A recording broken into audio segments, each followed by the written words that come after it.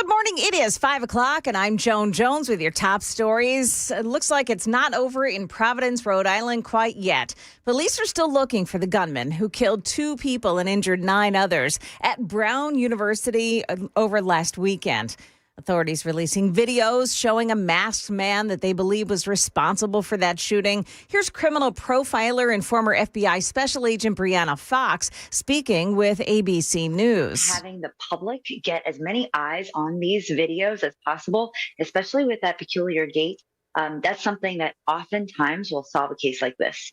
Now, police are still not saying if the students were being targeted knew that shooter or if he said anything at all before taking aim on them. The state's child welfare system here in Tennessee is under fire again. There's an audit that points to recurring problems that officials say are putting kids at risk. The Tennessee Comptroller's audit of the Department of Children's Services claims to have found serious oversight failures and delays. Investigations into child abuse and neglect often missed deadlines, and fatality reports were slowed by poor supervision. Auditors also flagged what they called unsafe conditions for hard-to-place youth and overdue medical screenings. The report warns these issues put vulnerable children at risk and require urgent fixes. Ken Weaver, WTN News. Market Numbers now brought to you by Beacon Capital Management, online at beaconcm.com. And here is Michelle Franzen. Stocks closed lower on the latest economic reports, showing an uptick in jobs, the worst unemployment rate since 2021, and flat retail sales in October. The Dow lost 302 points, the S&P slid 16, and the Nasdaq added 54 points. The sharpest losses came from oil businesses thanks to sliding crude prices. The price of a barrel of benchmark U.S. crude has fallen to its lowest level since 2021. APA and Marathon closed down about 5%. Halliburton dropped 4%. Texas is suing Xcel Energy of negligence. The utility company's downed power lines sparked the 2024 Smokehouse Creek fire, the largest in state history. Xcel says it wasn't negligent, and it's taken responsibility, paying more than $350 million in damage claims.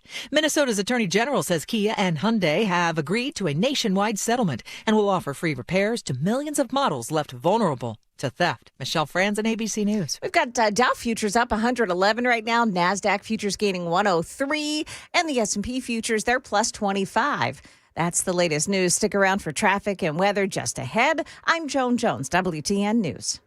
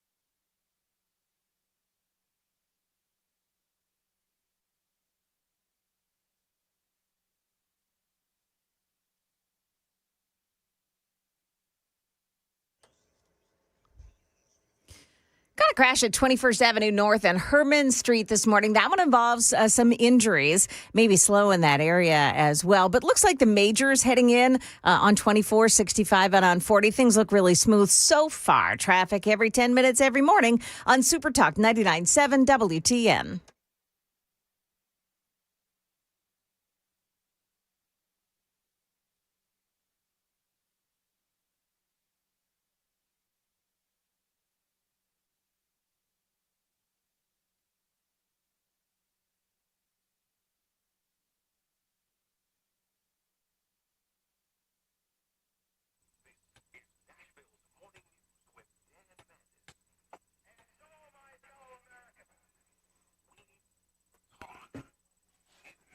Well, good morning, everyone. It is 6 minutes past the hour of 5 o'clock on Super Talk 99.7. I am Brian Wilson, in for Dan Mandis today and tomorrow.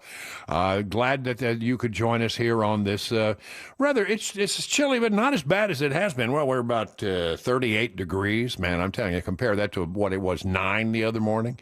We can take that. Looks like we got a nice day on tap, 55 degrees for a high. So a good day. And boy, did you look at the weekend? First of all, we're going to hit 58 tomorrow, but it's going to be rainy and stormy. But Friday through Sunday, really looking nice, including Saturday, which hit 60. Oh, man, we're getting some good December weather here. Joan Jones is in the newsroom. Joan, are you there? I am. Hiya. I'm glad to have you back. Did you have a nice couple of days off? I did, yes. It was good to see you in the hub over at the house the other night. I know. What a great event you have at your home every year. Well, thank you very much. And did you go around and take a gander at all the trees? Oh, my goodness. I looked at the trees. I ate the food, and then I ate the food, and then I ate some more food. Well, I tell you, Cabana Wife puts on a good spread. There's no doubt about it. Oh, for sure. Well, we'll be checking in with you, Joan, throughout the morning. Good to have you back. Sam is pushing all the blinky buttons this morning.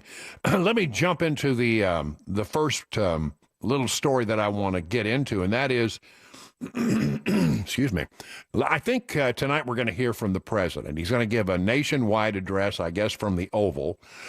This is not a press conference. This is an address. They've been a little mysterious about, what is it going to be about. I think I have the answer, but let's talk about some of the things that he may discuss.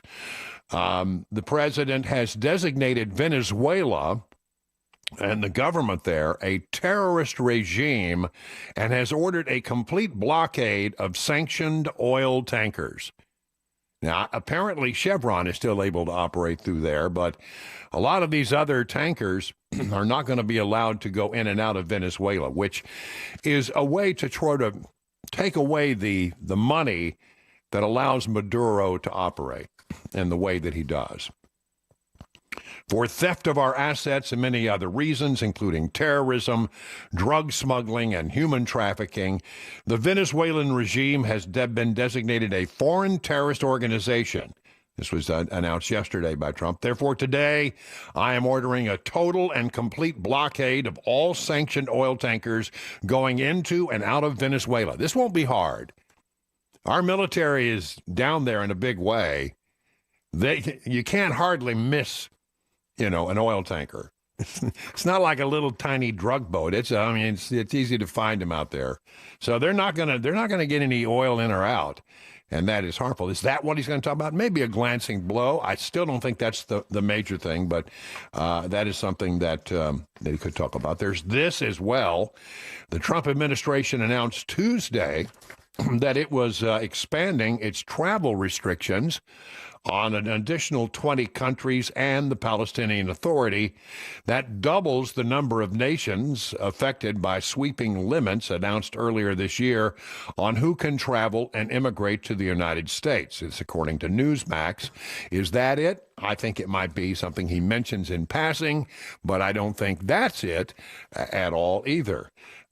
Here's what The Hill says. Trump to deliver primetime address to nation. The address comes as Trump approaches the one-year mark on his second administration. That's right, because the 20th would be 1 year. The president has faced blowback from critics recently for his messaging on affordability ahead of the midterms and focus on foreign policy. However, the president appears to be turning his attention increasingly to domestic matters. In traveling to the battleground state of Pennsylvania last week to tout his administration's effort to fight inflation, he also slated to go to North Carolina, a key battleground state, on Friday. So there it is. Is that what it is? I think maybe that's it. I think he's going to talk about how, the economy is going to whip around. Now, he ran on fixing the economy. I think people have been impatient, and Democrats have found a wedge issue on this thing called affordability. Things are not affordable. I think everybody can agree things just cost too much these days. And affordability is a word that resonates with the American public, and the Democrats are hitting that hard. And I think it's starting to have an impact. And I think, if you listen to very carefully to words of Secretary of Treasury Scott Bessent, I think you get an idea of what's on the mind of the administration and the reassurance that the administration wants to give about the coming changes. Next year should be a good financial year for a lot of people.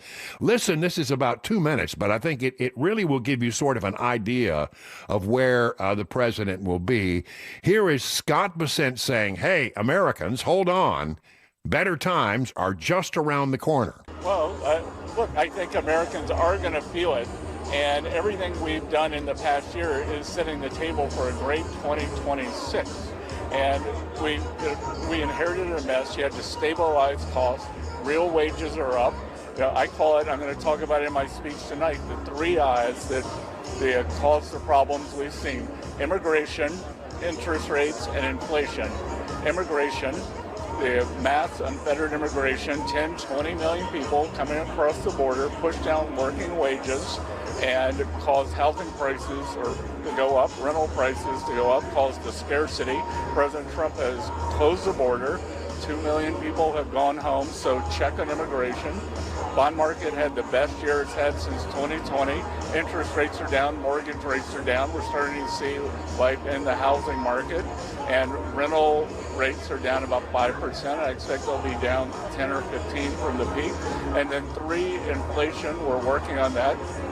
The energy prices are down. Gasoline nationally is now below $3 a gallon. It's below $2 in a couple of states. So I think we're on a very good track on inflation. And I'm also the IRS commissioner as well as the Treasury Secretary. And I can see that the president's signature initiatives in the One Big Beautiful Bill, and I tell you, he fought harder than anyone for these. No tax on tips, no tax on the overtime, no tax on Social Security, auto deductibility. That the bill was passed in July. Working Americans didn't change their withholding, so they're going to be getting very large refunds in the first quarter. So I think we're going to see $150 billion of refunds, which could be between $1,000, $2,000 per household.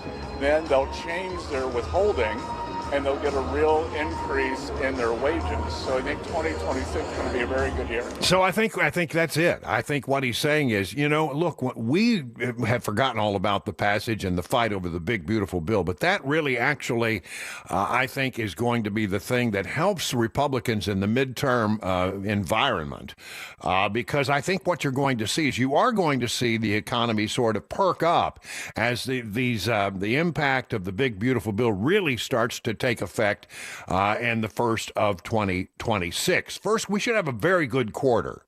The good news is the election is in the third or fourth quarter. It's I don't know where that falls, but October, it'd be the fourth quarter. So by then, the impact of that will be felt, and I think Americans will notice it. And I think what you're going to hear from Trump today is, hang on, Americans, I hear you. We've been working hard for you. It takes a little while for it to turn this aircraft carrier around, so give us a little bit, be a little patient, and on the horizon are big things. I think he's very focused on domestic issues. Probably also there was some thought, I think, after this Vanity Fair article came out. We'll talk about that later if you don't know about it. But they got a little bit of bad press in an article by Vanity Fair, and I think they would like to change the topic right away. What was that all about? I'll fill you in the next hour on that if you are unaware. So I think that's what it's really about. I'll tell you somebody who I think has it right. But right now, we got to take a quick check of what's going on with traffic and weather at 15 minutes past the hour. Yeah, crews are still working on a crash at 21st Avenue North and Herman Street this morning. Injuries involved in that one. Looks like it's starting to slow down on 65 heading into the city in the Goodlettsville area. Otherwise, the major roadways are looking okay. Traffic every 10 minutes every morning on Super Talk 99.7 WTN. Now let's talk about the forecast, because I think there's some good news in there. Tomorrow may be a little stormy. 58. Today we're looking for a high of 55 degrees. But then after this storm passes through tomorrow, I think it's going to mostly be a rainy day tomorrow. Friday through Sunday, really nice. Temperatures in the 60s on Saturday. We can all do some of that. So if you have some last minute Christmas shopping, it's only 8 days to Christmas. 7 shopping days left, Joan. 7 shopping days. Yikes, I better get busy. I got to get out there and, I'm going to have to do something. I'll have to get out there and buy something for, The Banner wife is, she requires the best. I'll tell you, my gift to Cabana wife is going to be, I'm going to her company Christmas party on Friday. Oh, yes, I've heard about this. And I have to dress up like Buddy the Elf. Yeah, did you get the shoes thing straightened out? I got fitted for new little booties last night. The booties that came with the costume were too small. So she's working up some booties. She can do anything. She's amazing. Yeah. All right, so we're curious about what's going on with this speech tonight. I think occasionally somebody will, in advance of a speech like this, will call in some favored reporters and sort of give them the lay of the land. Here's how Newsmax has reported it, and I think they have it right. President Donald Trump will boast of his achievements in an address to the nation Wednesday, as some voters suggest they are not happy with his handling of the economy nearly a year after he returned to power. Trump is also expected to tease policies for 2026 and following a blitz of hardline America First policies at the start of his second term. With the next year's midterm elections looming, the 79-year-old president faces mounting concerns in some quarters about a high cost of living. I would say to our conservative leaders in Washington, our elected leaders there, chill out a little bit. I mean, you've done the good work of the big, bad, beautiful bill. Or the big, beautiful bill. It's not bad. It's good. The big, beautiful bill is, but it takes a while for that stuff to start having an impact. I mean, the major points of the bill don't really start until January. So, I mean, have a little faith. What I know about economics, and I'm no real expert, but I've been following this stuff for a long time. And what I know is that when you give people money and put money in their pocket and you cut their tax burden like they have with some of the measures, I mean, for example, starting in January, if you have a job where you get tips, there'll be no taxes on those tips. That is unbelievably helpful to people who work in that economy, in that gig economy. if you are a senior citizen. You're not going to have to pay taxes on your Social Security. As somebody who started taking Social Security not long ago, I'm excited about that. I'm glad to know that that's going to happen. That's going to be very helpful. So when you start putting money, like as the Secretary of Treasury said, 1,000, maybe 2,000 in refunds for a lot of people, billions of dollars being injected into the economy, more money in people's pockets to make the decisions they need, they're going to feel that right away. I mean, it's going to be very helpful. And I think that if everyone is just patient for a little while, but we're in a very impatient people. We are. We want what we want when we want it, right? That's why I have such a big Amazon bill. Trump did not say what he would talk about at the primetime speech from the White House, saying only on social media that it's been a great year and the best is yet to come. But the White House said it would focus on his historic accomplishments, including tackling inflation, which Trump attributes to his Democrat predecessor, Joe Biden, and the issue of immigration. It's going to be a really good speech. I was just in the Oval Office with the president discussing it, says Press Secretary Caroline Leavitt, talking to reporters on Tuesday. He's going to talk a lot about the accomplishments over the past 11 months, all that he's done to bring our country back to greatness, all he continues to plan to do to continue delivering to the American people over the next 3 years. So there is the sort of advance look from Caroline Leavitt talking to reporters. He wants to make America affordable again. You'll hear that, no doubt. Let's make America affordable again. It is hard. I will say, boy, my heart goes out to people who are living paycheck to paycheck and are trying to figure out how to keep a roof over your head, how to keep food on the table, how to keep clothes on the back of the kids, and do a little Christmas. It is a time of year where people feel the squeeze financially. If you didn't set some money back throughout the year for Christmas, now you're having to take it out of your regular. People are maybe a little sensitive about financing around the Christmas holiday because they want to do right by the kids. They want to do right by the family. They need to spend a little money on these presents. And quite frankly, it puts a strain on the budget. I know that money is on people's mind this time of year. So I'm hoping that this will be a turnaround moment for the president. I think it'll be a key speech. Wouldn't be surprised if there is a surprise in there, something that we're not anticipating. It is the Trump way. It is now 22 minutes past the hour of 5 o'clock on Super Talk 99.7 WTN. And coming up here, what investigators are looking at in the background of the 2 Australia Beach terrorists. Also, gay pride won't be on display in one Middle Tennessee town's Christmas parade. Those stories coming up here at 5:30 on Super Talk 99.7 WTN.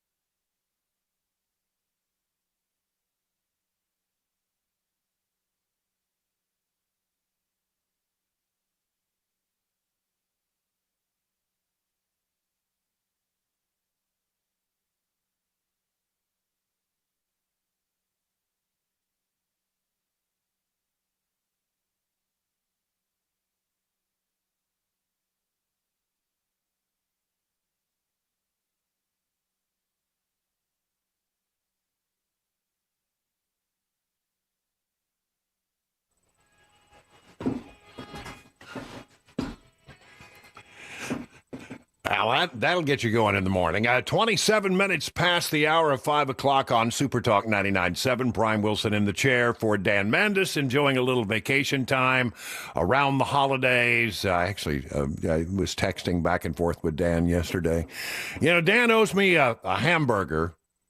And I over at In-N-Out Burger that opened up in Lebanon, the first one in the state, opened up over there. And he went over and stood in line. He was supposed to buy me a burger. The deal was, when In-N-Out Burger opened, he was going to take me to In-N-Out and educate to me about why this was the greatest burger ever on the planet. Mm-hmm. And, I have very high burger standards, and I was interested to do that. But it's amazing when it comes time for Dan to actually take me over and buy me a burger, suddenly I can't get him to commit to when we're going to do that. So, giving up and being a little frustrated, I went on down there the other day and decided I was going to go to the In-N-Out Burger without Dan. But I'd make him pay later. I got there, and it was still around the block. And people were lined up outside, probably, I'd say, 45 minutes to an hour to get in. And so many cars stacked up there. They had extra people there and so many cones to handle the traffic. They're doing a booming business over there at the In-N-Out Burger. And then I read something that said that there may be as many eventually as 30 In-N-Out Burgers in the Nashville area when they get through. Jeez. Isn't that something? Did you stick around for the burger? Say again? Did you stick around for the burger? No, I didn't. Me neither. I'm not going to stand in line for an hour for a hamburger. I did the same thing. I left and went and got a Culver's. Yep. The butter burger, not bad. Good. Well, anyway, I'm going to hold Dan to that and make him pay. Yes. He's so cheap. No, and he's not. I'm just teasing.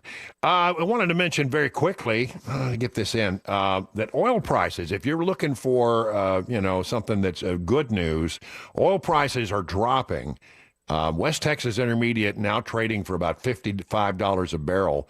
That's a little lower than the oil people like. They like around $60 a barrel, but it is coming down, and that translates into lower gas prices. The nationwide average, I mean, our prices are much lower than the nationwide average because we have low taxes on our gasoline here in the volunteer state.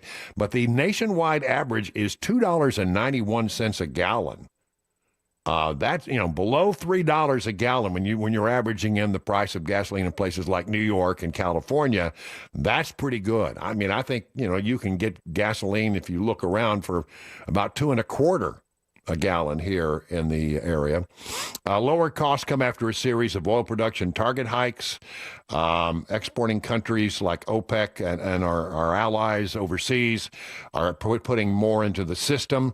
And that helps because there's nothing that helps the economy better and ripples through the economy quicker than low energy costs. Low energy costs can really help you because everything takes energy to get to market, your goods and services, and, just you driving to work.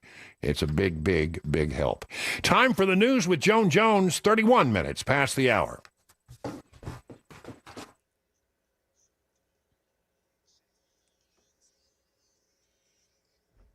Good morning. It's 5:31. I'm Joan Jones with your top stories. Stick around for Stefano's forecast coming up right after the news here.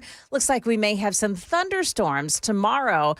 Some information you'll want to hear about. In the news, in Australia, investigators probing the months that were leading up to Sunday's shooting when two suspected gunmen fired at people attending a Hanukkah event. At least 15 people were killed and more than 40 others wounded. Police are also now investigating a trip that the two may have taken to the Philippines last month. Authorities have said that they don't believe that the two were part of a wider terror cell. However, Australia's Prime Minister Anthony Albanese, he did say that it does appear that the attack was inspired by ISIS ideology. That's ABC's Britt Clement on Bondi Beach in Sydney, Australia.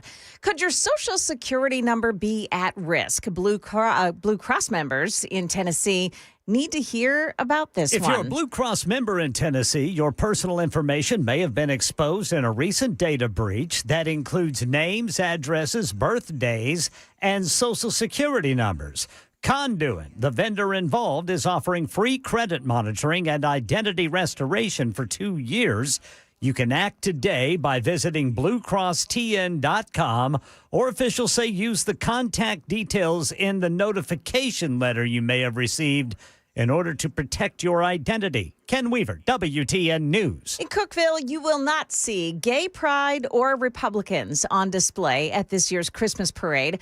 The organizers there denying the Putnam County Young Republicans and the group called Upper Cumberland Pride from having a presence in the parade. Channel 4's Alexandria Adams. Organizers say it was a part of the effort to, quote, minimize distraction from Jesus. Parade organizers sent us a statement saying, in part, quote, we think there's an important role for special interest groups, but the Christmas parade is not it. Now, the parade will step off on Friday night at 7 p.m. in Cookeville. That is the latest news. Traffic is coming up next. I'm Joan Jones, WTN News.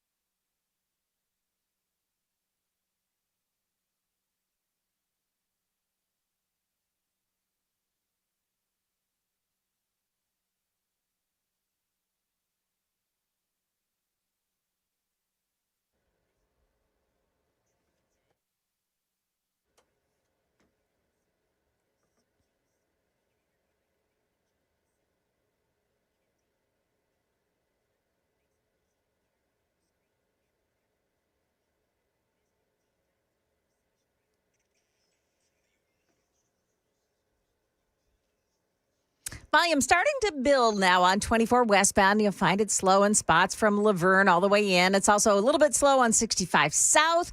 heading in this morning around the Goodlettsville area, but 40 is looking good so far. Traffic every 10 minutes every morning on Super Talk 99.7 WTN.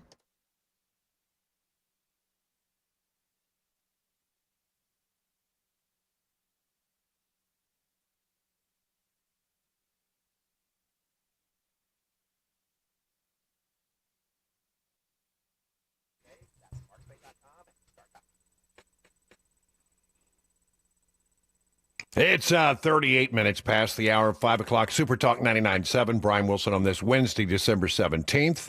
It is 8 days till Christmas, 7 shopping days left, unless you want to get up early on Christmas morning. That's about it. Nobody will be open. Very few will be open. Get it done now. Now's the time. I think for most people on our side of the equation, nothing irritated us more than that raid that was conducted on Mar-a-Lago.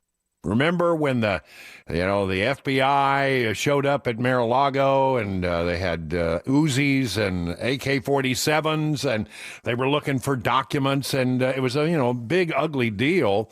And it was weird because what you really had there was the Biden administration conducting a raid against the home of the man who would run as his opponent. It really did not smell good. Well, now that we have Republicans back in charge, and they're over at the FBI, they've been going through all the documents to look at stuff. So we have a whole bunch of emails that were going back and forth during that time between the FBI and the Department of Justice about this potential Mar-a-Lago raid and the search warrant that they were going to run. And it's beginning to look as if the FBI was giving the Department of Justice a great deal of pushback, saying, I'm not sure this is the right thing. I don't think we have this buttoned up the way we need to. And the Department of Justice, which is a much more political organization, was pushing very hard for them to go forward. I want to get into the weeds on this because I think it's pretty eye-opening about what was going on in advance of that Mar-a-Lago raid. From FoxNews.com, who apparently got a good readout on all of these emails, the FBI did not believe it had probable cause. The most important thing when you run a search warrant, you have to have probable cause. The FBI did not believe it had probable cause to raid President Donald Trump's Mar-a-Lago home in 2022, but moved forward amid pressure from the Biden administration's Justice Department, with an official saying he didn't give a damn about the optics of the search, newly declassified documents reviewed by Fox News Digital reveal. They looked at emails between the FBI and Justice Department in the months leading up to the August 2022 raid at Mar-a-Lago, with FBI officials expressing concern about the lack of probable cause, to execute the search warrant on the then former president's residence in Palm Beach, Florida. Listen to what the FBI was saying. Very little has been developed related to who might be culpable for mishandling these documents. The FBI official serving as an assistant special agent in charge wrote to another FBI official, Anthony Riedlinger, from the interviews. WFO, that stands for the Washington Field Office, has gathered information suggesting there may be, I'm going to quote that again. I'm putting the emphasis on that. Maybe additional boxes, presumably of the same type as were sent back to the archives in January at Mar-a-Lago. In other words, apparently some documents had already been sent back. And they had been having some conversations, apparently, about it. And if you remember, the Trump people were completely surprised that the thing escalated that far. And as we got into it, we found out, it's presidents in time memoriam have ended up with documents that had to get sent back, or they weren't supposed to have, including, as it turns out, Joe Biden. Remember the boxes that were sitting next to the Corvette? The Washington Field Office, they write, have been drafting a search warrant affidavit related to these potential boxes, but has some concerns. Listen to what they were saying. Have some concerns that the information is single source, has not been corroborated, and may well be dated. DOJ opines, however, that the search warrants meet the probable cause standard. Even as we continue down the path toward a search warrant, the Washington field office believes that a reasonable conversation with the former president's attorney stating that the FBI and DOJ are readying a search warrant and have developed information that there may be more documents at Mar-a-Lago, that ought not to be discounted, said the official. So, what the Washington field office was suggesting was what should have happened. They should have called us and look, and we're going to have to get a search warrant if you don't help us out with these documents. What are you holding on to over there? And let's get them back to the archives where they belong. A conversation, in fact, those kind of conversations you thought were going on. That's why the Trump people were so shocked when the FBI comes knocking on the door at Mar-a-Lago at like 4 a.m. At a minimum, even if the former president's attorney is correct and the documents were all declassified or believed to be declassified, it can reasonably be argued that the documents remain sensitive and should be properly secured until the matter of classification is sorted out. The conversation could easily be accomplished at the same time that the Washington field office presses forward with the investigation and continues building out the search warrant. They didn't have what they needed for the search warrant, and some reasonable individual at the Washington field, why don't we just have a conversation with them? Let's just talk to them. Weeks later, an FBI agent writes in an email stating, "We haven't generated any new facts, but are kept being given draft after draft after draft," assuming from the Justice Department. "Absent a witness coming forward with recent information about classified on site, at what point is it fair to table this?" the agent writes. It is time consuming for the team and not productive if there are no new facts supporting probable cause. They didn't have probable cause. Another email revealed that the FBI Washington field office did not believe and has articulated to the Department of Justice that they had established probable cause for the search warrant for classified records at Mar-a-Lago. The story continues. DOJ has opined that they do have probable cause, requesting a wide scope, including the residence, the office, the storage space, an agent wrote. The FBI believed that a raid would be counterproductive and suggested alternative, less intrusive, and likelier, quicker options to have resolution of the matter. Process moved forward regardless of concerns. An email on August 4th of 2022 revealed the plan for the execution of the warrant. The FBI intends for the execution of the warrant to be handled in a professional, low-key manner and to be mindful of the optics of the search, an agent writes. The agent quotes then Deputy Assistant Attorney General George Toscas in a meeting. Since we heard Mr. Toscas say yesterday in the call that he, quote, frankly doesn't give a damn about the optics, and Mr. Brad has already built an antagonistic relationship with Trump's attorney, I think it's more than fair to say that the DOJ contact with Trump attorney just prior to the execution of the warrant will not go well. DOJ said as much yesterday. I also think it's fair to say that if the FBI calls, having in mind officer safety to the optics of the search and the desire to conduct the search in a professional and low-key manner, there is a far better chance that the execution will go more smoothly and we may actually gain some measure of cooperation, which could go some way to resolving the mishandling of classified records investigation that was being conducted. The agent added, I understand this request may not go well at DOJ. However, it is the FBI serving and executing the search, and it will be our personnel who will have to deal with the reaction to that first contact. There were voices within the FBI who were urging a go-slow approach, a low-key contact, and what you have is people at the Department of Justice, the political operatives at the Department of Justice were saying, I don't care how it looks. They wanted a big scene. They wanted it to look bad. And again, as it turns out, Obama had classified documents. Biden had classified documents. I think W ended up with some classified documents. It happens. And nobody really knows Who was responsible? I mean, do you think Trump packed the boxes and took them there? It was just the most insane thing. What you have here is a classic example of a politically motivated investigation of Donald Trump by the Biden administration. They wanted to hurt him. They wanted to take out their potential opponent, and they thought this was a winning issue. FBI was urging that we need to be sensitive to the optics. We can get this with a conversation. Why are we going with this search warrant? Why don't we just have a reasonable conversation with the attorneys? I think this can be worked out. In fact, that's exactly what the Trump people said. We were having conversations. We thought this is all going to be worked out. And the next thing you know, they're ramming down the doors at Mar-a-Lago. Wow. Wow. You know, this kind of stuff, it's not going to get a lot of coverage.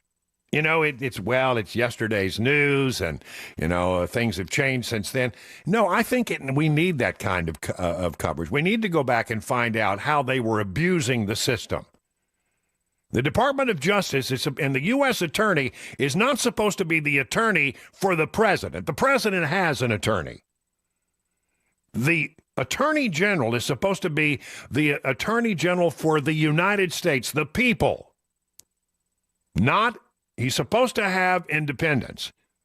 But in reality, when the political operatives got over to the Department of Justice, the Democrat political operatives got at the Department of Justice, they wanted to cause trouble. They wanted it to look bad. They wanted the optics to look bad. They wanted to hurt Trump because they hate him. They hate him. This is pretty damning stuff. And I think that they're, I think maybe even criminal, quite frankly.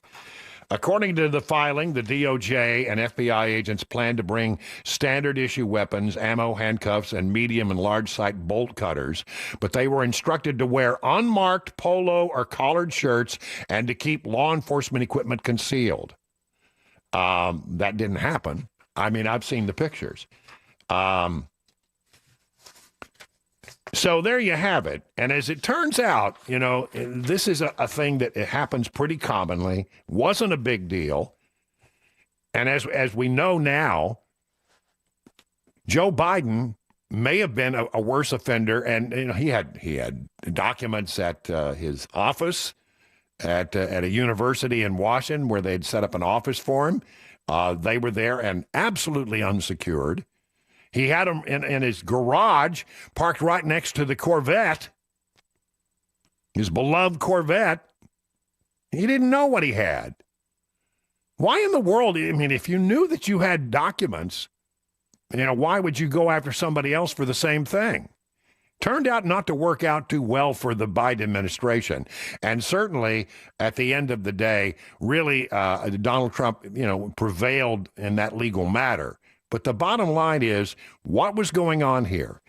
The hatred that the Democrats have for Donald Trump was the thing that was driving, not the facts of the case, not whether or not they had probable cause. Whether you get stopped for a traffic ticket or there's a raid involved, there must be PC. One of the best questions you can ask if you get stopped. What was your probable cause for the stop? Make them explain it. There was no probable cause. This was, at best, an oversight by lower-level people in the chaos that surrounds the transition between presidencies. This is not uncommon because they just box everything up and they ship it. They don't have a lot of time to go through in a thoughtful way, and then it needs to be sorted out later. And if you find stuff you shouldn't have, then, raise the flare. It happens. And in this particular case, the Department of Justice was pushing the FBI to circumvent its instincts in the matter. And the FBI was sending up a flare through these emails. These were put into I can promise you, have you ever heard of putting an email in the file? Yeah, put an email in the file.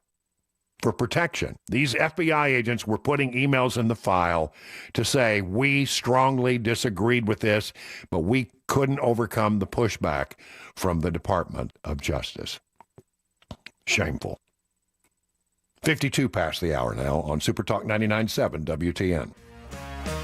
And up ahead, hoping to save your Obamacare subsidies? Well, looks like that is not going to happen. We've got those stories and more coming up here at 6 o'clock on Super Talk 99.7 WTN.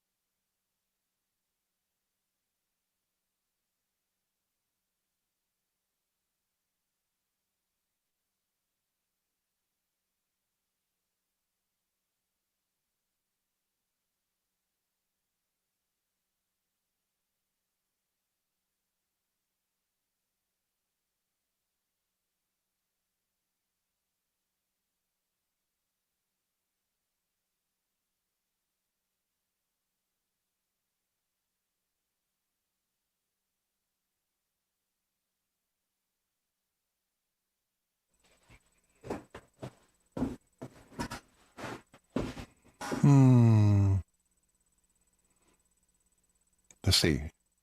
Amy Grant? Right you are, sir. Yep. I like that. What's the name of that song? I forgot. I've heard it before. Tennessee Christmas. Tennessee Christmas. There you go. That's right. I should remember this. She played it the other night at the concert. She sang it. That was a great concert, by the way. Amy and Vince. I really enjoyed it. I've said it before. I'll just say it again.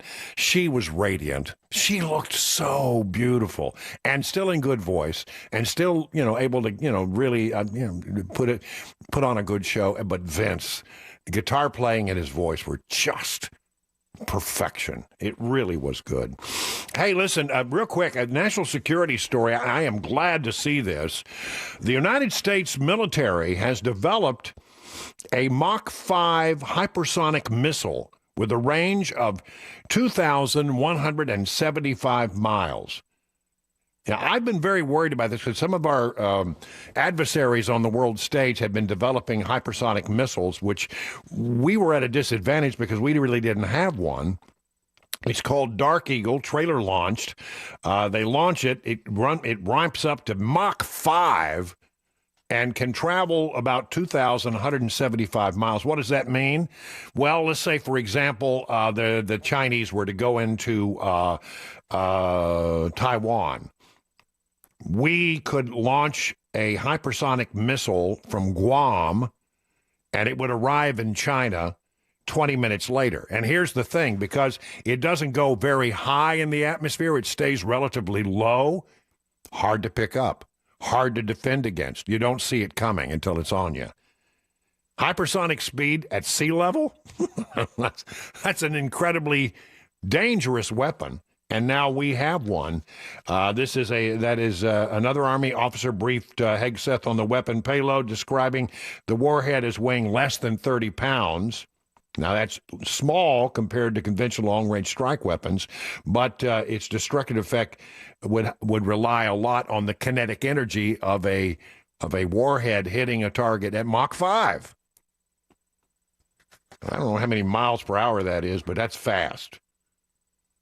Can somebody? I'll try to figure that out in a moment. But I mean, that is moving. That's picking them up and putting them down.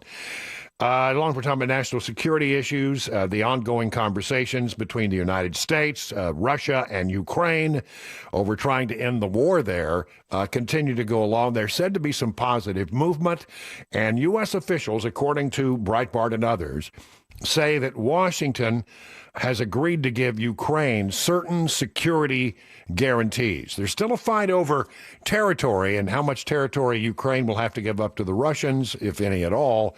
But they are said to be making positive movement towards some kind of an agreement that would end the war between Russia and Ukraine. Coming up, what in the world was Susie Wiles, the White House Chief of Staff, thinking when she gave permission to Vanity Fair to do a very wide-ranging, long-running interview? It didn't turn out so well. It was sort of predictable. We're going to push through all of that stuff. You'll be hearing a lot about it today. It's all coming up in the next hour right here on Super Talk 99.7. Time for Joan Jones in the News at 6 o'clock.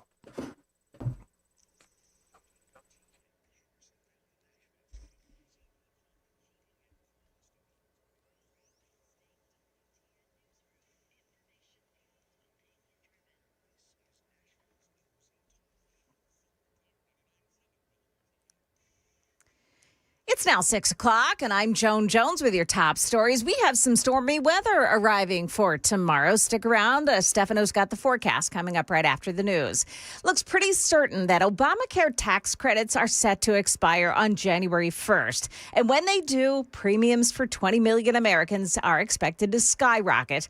The House will not vote today on extending Obamacare subsidies. Here's Senate Majority Leader John Thune. We're not going to pass anything by the end of this week, but I do think there is a potential pathway in January if Democrats are willing to come to the table. Now, Republicans in the House will vote today instead on a novel cost-sharing plan that would make it easier for small employers to provide their own health care plans.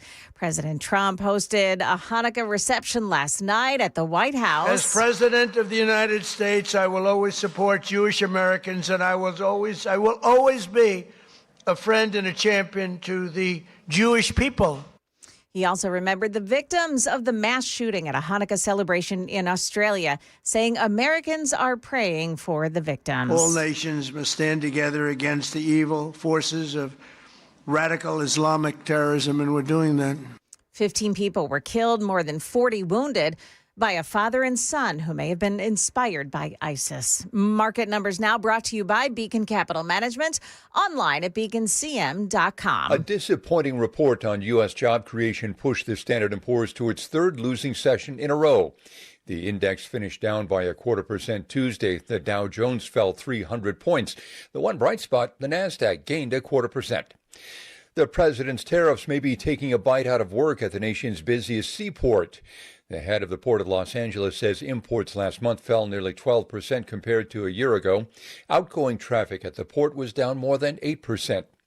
Despite a string of high-profile glitches involving its self-driving cars, rideshare provider Waymo is in talks to raise $15 billion in funding in the new year. A cash infusion would put the value of the robo-taxi company as high as $110 billion. This might be the Christmas to buy a coveted Birkin bag. Auction prices for second-hand Birkins have fallen from their pandemic highs and now fall in the $10,000 to $35,000 range. Jim Ryan, ABC News. And stock futures looking pretty good so far. Dow futures plus 99 right now. NASDAQ futures gaining 110. We've got S&P futures up 25 points. That's the latest news, traffic, and weather next. I'm Joan Jones, WTN News.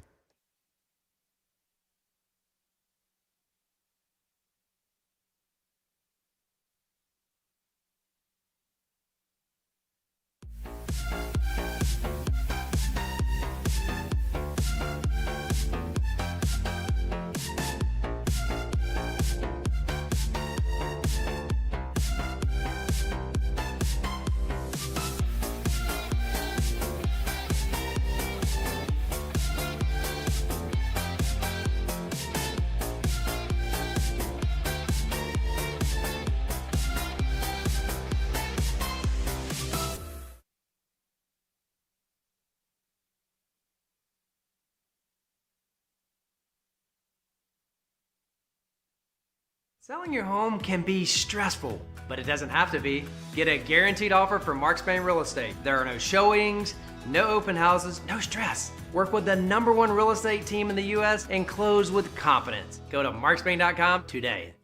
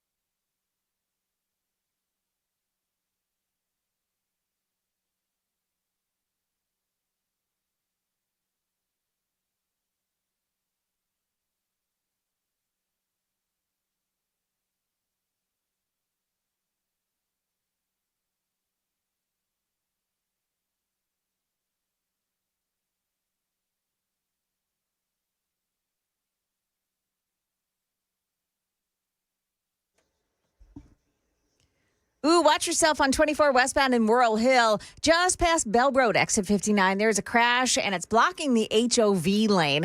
And this one, apparently 4 vehicles involved in this crash. Not a great way to start the morning. Nashville, Elm Hill Pike at McCrory Creek Road. That one is a crash as well, involving some injuries. And you'll find some volume delays in most of the roadways, the major roadways headed in now. Traffic every 10 minutes every morning on Super Talk 99.7 WTN.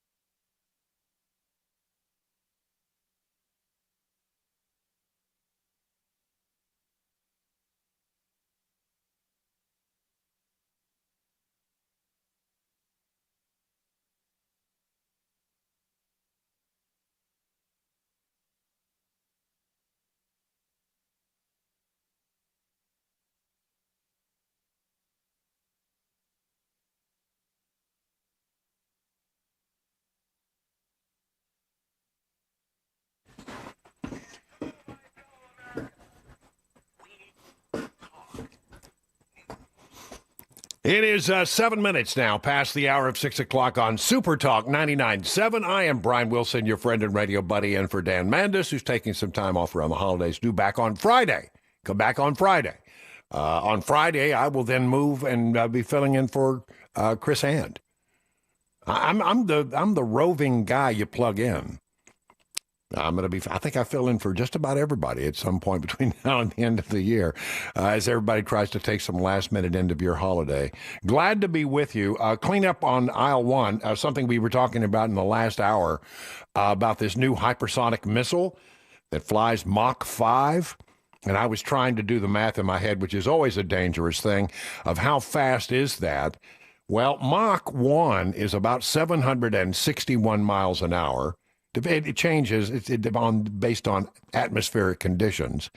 But you and I, Sam, were doing some back-of-the-envelope math, and we came up with a number. And then, I got a text message from Doug Crulin, who runs BNA, a longtime listener to this program, who confirmed that we were right, 3,800 miles an hour. How in the world could you stop a missile that's coming at you at 3,800 miles an hour and you never see it coming until it's on you? Yeah, sounds like something that would get through the Iron Dome just about. Well, no, but here's the thing. Maybe Iron Dome would be effective against it, but I mean, it's moving so fast. It's a really, you're trying to hit a bullet with a bullet and those kind of things, and that's difficult enough. But when it's doing 3,800 miles an hour, and coming at you at Mach 5, I don't know how. See, it's not like ballistic missiles, which go way up into the atmosphere, into space, really. Those you can spot coming. But this one is going to be flying really low. Doesn't get up into the atmosphere like the big missile. And that's a very effective weapon. So 3,800 miles an hour is Mach 5. And thanks, Doug, for backing us up on our math. We need help. That's what's good. Broadcasting people can't do math. That's why I use Grok, and I just wanted to compare it. It's about 3.5 times faster than a bullet. Yeah. Wow. Man, that is fast. That's really quite. And I'm glad, just to reiterate, I'm really glad we have this technology because the Chinese were developing it, the Russians were developing it, and it seemed like we were behind the curve. Good to know that we were perhaps not behind the curve, just not talking about it. Now, I want to talk about, and Joan stepped out to get coffee. I wanted to talk about this story that you're going to hear a lot about today. It started to happen yesterday. There was a lot of reaction to it. I mean, the cable news channels already this morning are all over it. It has to do with an interview that Susie Wiles, the White House chief of staff, gave to, of all news organizations, Vanity Fair. And it was not one of these, we're going to sit down for a 2-minute interview and you're going to get a story out of it. This was a long-form piece, many interviews conducted over a period of time in the first year. It was saying, we want to, meet with you on occasion and talk about how it's going and follow you around. And they gave the Vanity Fair reporter a great deal of access. And the reporter did many interviews with Susie Wiles over the course of a year. And she said some things that, didn't sit real well with some folks. For example, she said, and I got to tell you, this is completely taken out of context. She was talking about how she is able to deal with large personalities. And she said, I know how to deal with large personalities because I dealt with my dad, who for a time when I was growing up was an alcoholic. You may not know, Susie Wiles' dad was football announcer Pat Summerall. And Pat he was sober the last 23 years of his life, but he did have a problem with alcohol at a time when he was a younger man. And he says, alcoholics have big over-the-top personalities when they're drinking. And, and so the reporter took that to suggest that she was saying that Trump has an alcoholic personality. Well, Trump doesn't drink. So, he's not an alcoholic. He never drinks. Said he's never had a alcoholic drink in his life. I believe him. But to suggest that the president of the United States has an alcoholic personality. She suggested that J.D. Vance was a conspiracy theorist and that had changed his opinions about Trump for political reasons. And the first question that comes up in my mind in all of this is the question that was raised by Ari Fleischer, former White House press secretary back during the Bush years. I always liked Ari. I thought Ari was a really good straight shooter and a very nice man. I worked with him a lot over the years and a good guy. And his question when he was asked about this yesterday on Fox was, why in the hell did they give this interview to Vanity Fair of all news organizations? It was never going to be a positive article. What did come as a surprise was who they gave this interview to. J.D. Vance is 100% right. Why on earth did the White House give this kind of access in an interview to Vanity Fair? Vanity Fair has a history of doing these kind of puffy, profile-y stories about the White House with photography, and all the pictures they used, by the way, were uncomfortable close-ups. It was predictable, though. You don't give Vanity Fair this kind of access because they're coming after you if you're the Trump administration. So I just question how and why they agreed it was a good idea to give Vanity Fair this interview. We're in a polarized media era, curated in part by Donald Trump. They should continue the polarization of that and not have this appeal to someone who will never cover them well. Well, that's exactly right. It was a bad call early on. I mean, I don't know. Apparently they got sweet talked into it, and they that's pretty good sweet talking right there. But they were never going to get a positive readout. Never. It wasn't going to happen on Vanity Fair. So I have to say, that's my big question. Who thought this was a good idea? Here's Caroline Levitt talking about it. She says that the reporter was disingenuous. What happened? What went wrong?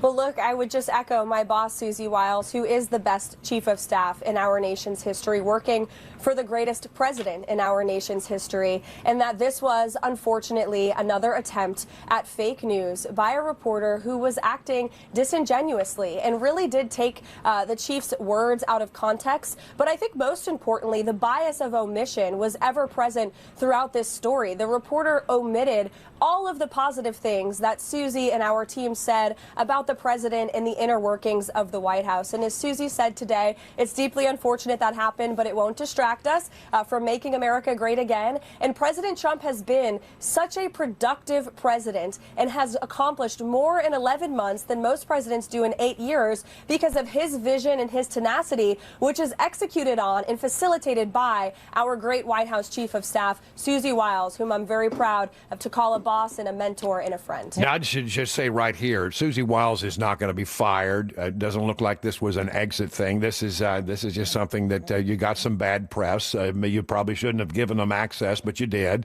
and now you got to have cleanup on aisle one. It's a big cleanup job.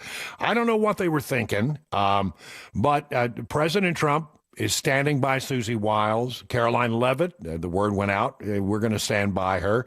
J.D. Vance, now, this interview with J.D. Vance, this is him giving a speech yesterday. This runs about 4 minutes. But I think since, you're just not going to get great coverage on this or long-ranging cover, I want you to hear what he said about all this. Remember, it was Susie Wiles who said that J.D. Vance was something of a conspiracy theorist. Apparently that was a joke that they had between them that they laughed about a lot. And she also suggested that he had changed his positions for political purposes about Trump. We'll get into all of that, but right now, I've got to take a quick break for traffic and weather at 15 minutes past the hour.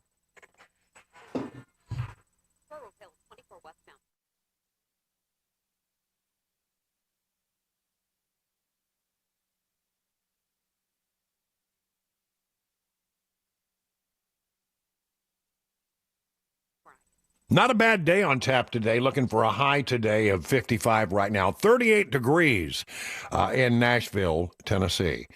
All right. So this Vanity Fair article, everybody's talking about it. Susie Wiles said some things that, didn't come across as being very positive about some key members of the administration. Marco Rubio has stood by her. The president has stood by her. Caroline Leavitt is standing by Susie Wiles. She's not going anywhere. She is a valued member of that administration. And I think, by the way, if there has been some success for Trump, she's a major part of it. And they recognize that. And they're not going to walk away from her. But J.D. Vance decided to talk about it yesterday. Here's J.D. Vance responding to some of the things that were said about him and this Vanity Fair article. And that is the interviews that White House Chief of Staff Susie Wiles gave to Vanity Fair, in which she's quoted as referring to you as, excuse me, and again, not my words, sir, but a conspiracy theorist of a decade, and described your transformation from someone who once opposed President Trump to now his vice president as an act of political expediency. And I'd like to give you the chance to respond to that, sir.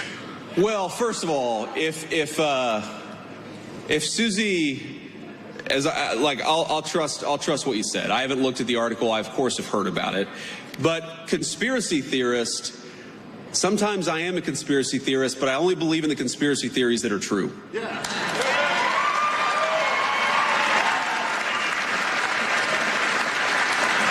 And by the way, Susie and I have joked in private and in public about that for a long time. For example, I believed in the crazy conspiracy theory back in 2020 that it was stupid to mask 3-year-olds at the height of the COVID pandemic, that we should actually let them develop some language skills.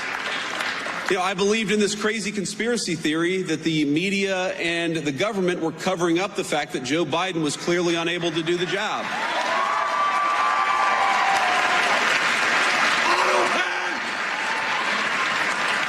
And I believed in the conspiracy theory that Joe Biden was trying to throw his political opponents in jail rather than win an argument against his political opponents. So, at least on some of these conspiracy theories, it turns out that a conspiracy theory is just something that was true 6 months before the media admitted it. And that's my understanding. I love that line so much. I mean, that really gets down to it. Is it a conspiracy theory, or is it just something that, that was true that the media wouldn't report on? Here we go. Look, I do want to say something about Susie, though, because, again, having not read this article, Susie is a person I've come to know very, very well. And, a lot of you probably ask yourself, what is it like behind the scenes? What's going on actually behind the scenes of the Trump administration? And I'll tell you, the president is exactly in private who he is in public. Like, I'll tell you a little story.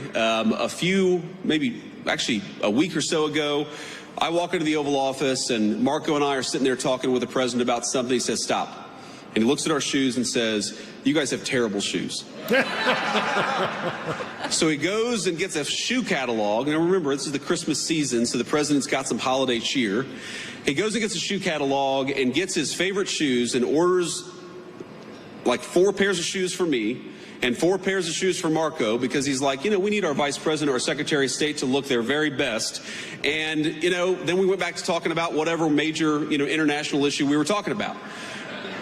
Again, he is exactly in private who he is in public. That's not true of most people in Washington, D.C. It's not. And I've seen so many people who will say one thing to the president's face, Democrats and Republicans, and then will do the exact opposite behind the scenes. You know why I really... You know what they are. And you know why I really love Susie Wiles? Because Susie is who she is in the president's presence. She's the same exact person when the president isn't around. I've never seen Susie Wiles say something to the president and then go and counteract him or subvert his will behind the scenes. And that's what you want in a staffer. Because as much as I love Susie, the American people didn't elect any staffer. They elected the President of the United States. And what you want...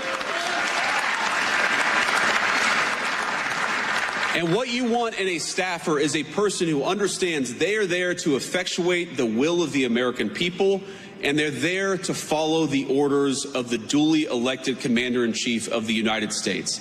And Susie Wiles, we have our disagreements. We agree on much more than we disagree, but I've never seen her be disloyal to the President of the United States, and that makes her the best White House Chief of Staff that I think the President could ask for. So there you have it, the J.D. Vance knocking that one down. You know, he's so good. He is so good on the stump. I'm feeling real good about J.D. Vance in 2028. I'm telling you, I think he's gonna be a great candidate. And he's right. And so a complete backup of Susie Wiles, not angry. I think when you're in the bunker at the White House and these kind of stories come, you just sort of let it roll off your back like water off a duck's back. You don't think about it too much. You just sort of shrug and move on. It was very clear that everybody's going to stand by Susie Wiles. What did Trump have to say about it? I'll get you that in just a moment. Right now, 22 minutes past the hour of 6 o'clock.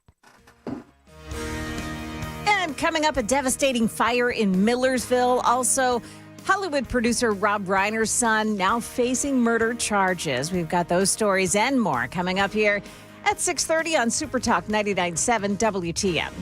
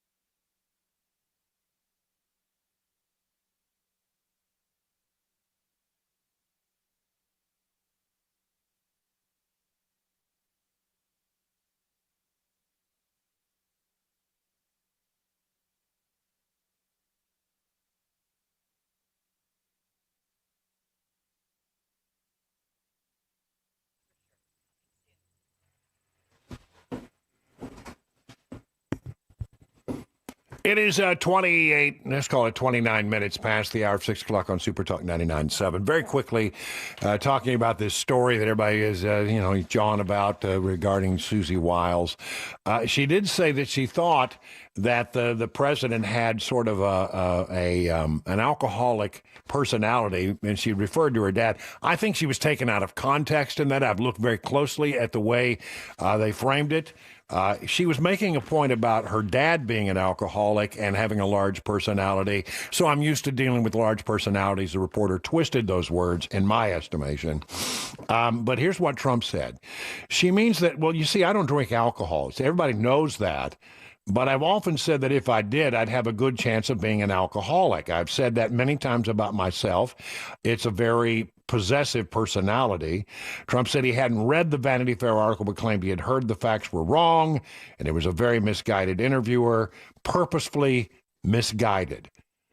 I don't know, Joan. As you look at, you've been around Washington a lot of years like I was. Mm-hmm.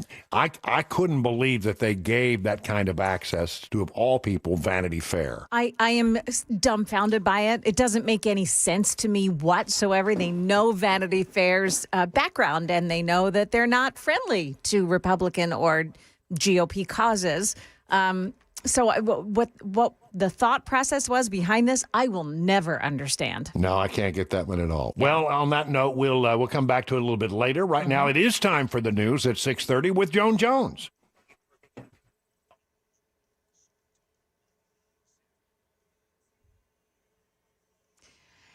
6:30, I'm Joan Jones with your top stories. We have some stormy weather moving in tomorrow. Stick around for Stefano's forecast coming up right after the news. In the news this morning, a fire sparked by an electrical issue has destroyed at least 4 RVs at the Millersville RV Park in Goodlettsville.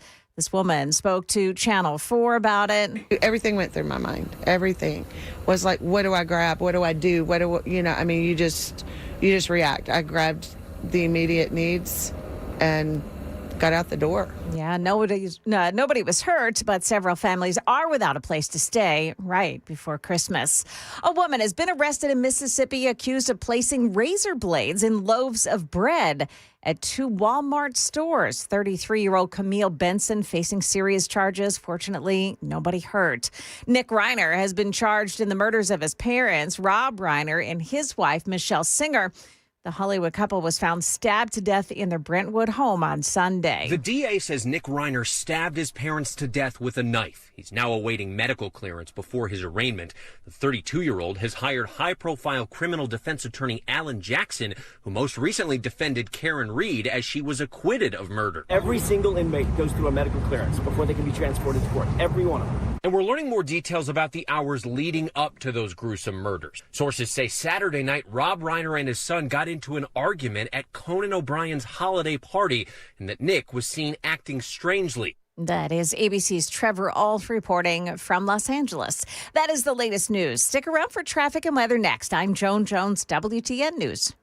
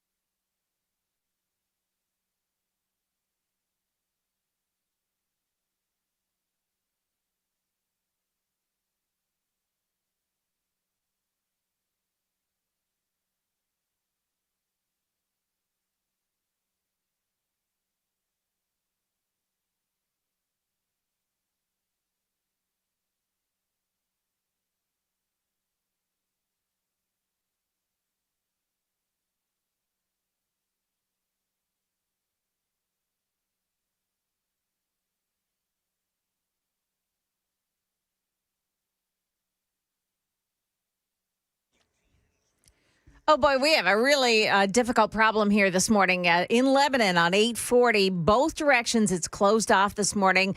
The eastbound side between Stewart's Ferry Pike, exit 70, and up to Central Pike. The southbound side of 840, just past Central Pike, that's closed off the left lane there because the crews are working on the accident on the other side of the roadway. Now, the accident is in the median on the eastbound side just before Central Pike.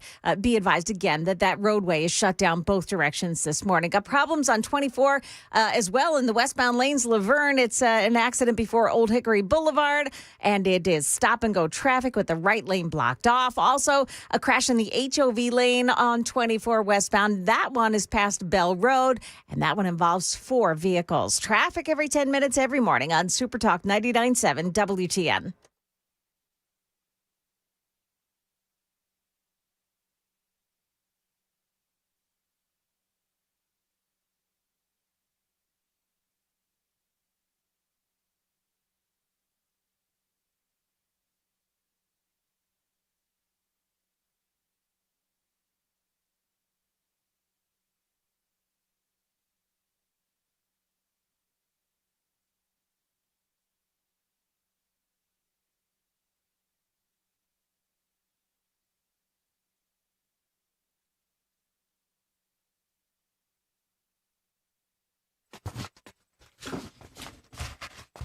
Hey, good morning. How you doing this morning out there on this Wednesday, hump day?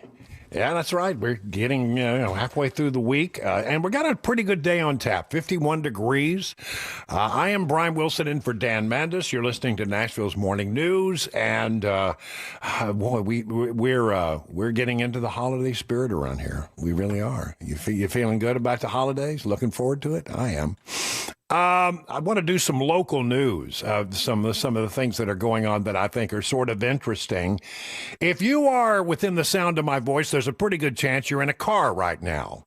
Pretty good chance that you're driving down the highway and you're trying to, just get to work, get through your day, and there's a fairly good chance that you're stuck in traffic. Well, apparently, according to a new report, Nashville is among one of the most traffic-congested cities, not only in the United States, but in the entire world. It's a world-class traffic problem we have here. Nashville was ranked among the top 30 cities worldwide for traffic congestion and the top 15 domestically, according to a report. Nashville is among the most traffic-congested cities in the world, says Channel 4. The INRIX 2025 Traffic Scorecard analyzes some 900-plus cities in 36 countries to find the most traffic-congested cities. Nashville, worldwide, came in as number 30. We're number 30, but we'll top 15 domestically, according to the report. The report highlighted the following statistics for Music City. Number 30 in congestion rank worldwide. In the U.S., it is number 12. There are only 12 cities in the United States that have worse traffic than we do. It really comes down to lost time. When you get stuck in traffic, you are losing time, you're losing productivity. On average, in a year, somebody who drives in Nashville is likely to lose 65 hours. All right, let's do the math on that. 65 hours divided by 24. Find how many days that is. I think clear. 65 divided by 12.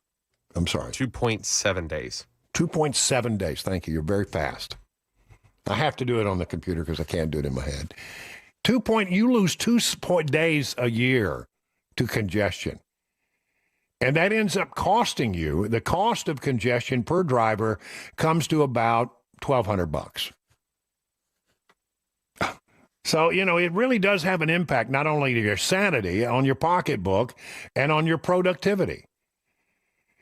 So we're number 12 in the United States, number 30 nationwide. Here are the top 10 in the world.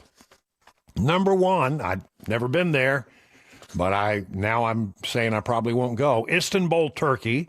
Mexico City, number 2. Chicago, number 3. New York, number 4. Philadelphia, number 5. Cape Town, South Africa, number 6. London, number 7. Paris, number 8. Jakarta, Indonesia, number 9. And number 10 was Los Angeles, California. And again, worldwide, Nashville comes in at number 30.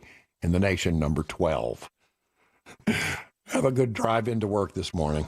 One of the things that I think would help the traffic situation, if they can build it, is this proposed tunnel that runs between the airport and downtown. If you could take all of that traffic off of I-40, you would really help the situation, right? I mean, I think you would.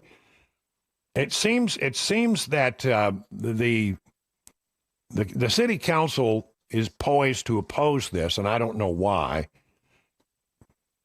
It seems like they would be in favor of it. And on Monday, a third-party reviewer gave its stamp of approval to the environmental impact assessment completed this week for Elon Musk Boring Company. This, according to the Tennessee Star. Following completion of the environmental impact assessment by the Davie Resorts Group, which reportedly found that Music City Loop will have only positive impacts on transportation and traffic, I agree. The national engineering and environmental consulting firm UES confirmed the findings in a letter. The document appropriately identifies that most project impacts will result in either no impact or less than significant impacts across the evaluated resource area. There you go. Now, from a technical standpoint, they say they'll be ready to launch the drilling on December 15th. So that was 2 days ago. The company began bringing its equipment to Tennessee last month when it unveiled the plan to bore through the hard, inconsistent rock under Nashville. It'll be a hell of a tunnel if they can drill it. Because of the rock, it should be a very strong tunnel. But getting through the rock is a challenge. They seem to think they've got that figured out. They don't seem to, think that that's going to be an issue. When you say, there's a lot of rock, I mean, there is a lot of rock. If you know anything about the geology of this area, you go down about 6 inches, you're likely to hit hard granite. So it's not going to be an easy drill, but if you get it drilled, it will be a very, very strong tunnel. We'll see how that goes, but there you go. Expert leaders react to the Boring Company's Music City Loop environmental impact assessment. Some of the people at the council, initial reaction is skepticism, says Metro Council member for District 5, Sean Parker. They're holding their nose, the city council. City council, I got to tell you, if it's not their idea, they don't like anything. I think there's some resentment that the state is pushing this, despite, without really a lot of consultation with the city. There will be consultation, but I mean, really, most of the consultation has been with the state, which owns the land where the drilling's going to be done, both at the airport and in downtown Nashville. I think the city loop could have 9 or so stops. That would really take a lot of the traffic off of the surface roads, which they claim they want to do. So why are you against this idea? They're against this idea because the state came up with the idea. They weren't all that consulted, and they don't like Elon Musk. That's really what it boils down to. Shut up. Give it a shot. See what happens. Here's a story I have a feeling we'll hear more about, and it's sort of sad. Wilson County School Board member arrested for indecent exposure. Now, when I first saw this story, I said, really, what's that all about? This is WKRN's version of the story. A school board member for Wilson County Schools has been arrested for indecent exposure, according to police. The guy's name is Donnell Self, arrested on 2 counts of indecent exposure. 51 years old. They didn't release a lot of information, they say, to uphold the integrity of the ongoing probe. Wilson County Sheriff records show that Self was booked shortly after 10 a.m. Monday, released about an hour later on a $1,500 bond. So here's what allegedly happened. An arrest affidavit states an employee in a chicken shop reported that a man who identified himself as Donnie Jones, later identified as Self, exposed himself to her using the restroom inside the business. The employee told police that when Self left the restroom and came to the counter to order his chicken, his genitals were exposed through the undone zipper of his pants the entire time he was ordering. The employee reportedly alerted another coworker who joined at the first at the counter and also witnessed the exposure. Self reportedly left the shop with 2 bags of food at his waist, which blocked the view as he left the building. That's the allegation. According to the affidavit, video surveillance of the incident does appear to show a discoloration at the zipper of Mr. Self's pants, though the image of his genitals was not clearly visible. Sort of a sordid story. I don't know. Did the guy forget to zip up? I don't know what happened there, but a very troubling day for this individual, and we'll see how that plays out over time. Saw this. Didn't know that he was interested in hockey. Nick Saban is now a part owner of the Nashville Predators. How about that? More on that in a moment. Right now, I got to check in on weather and traffic. A little late at 47 past the hour.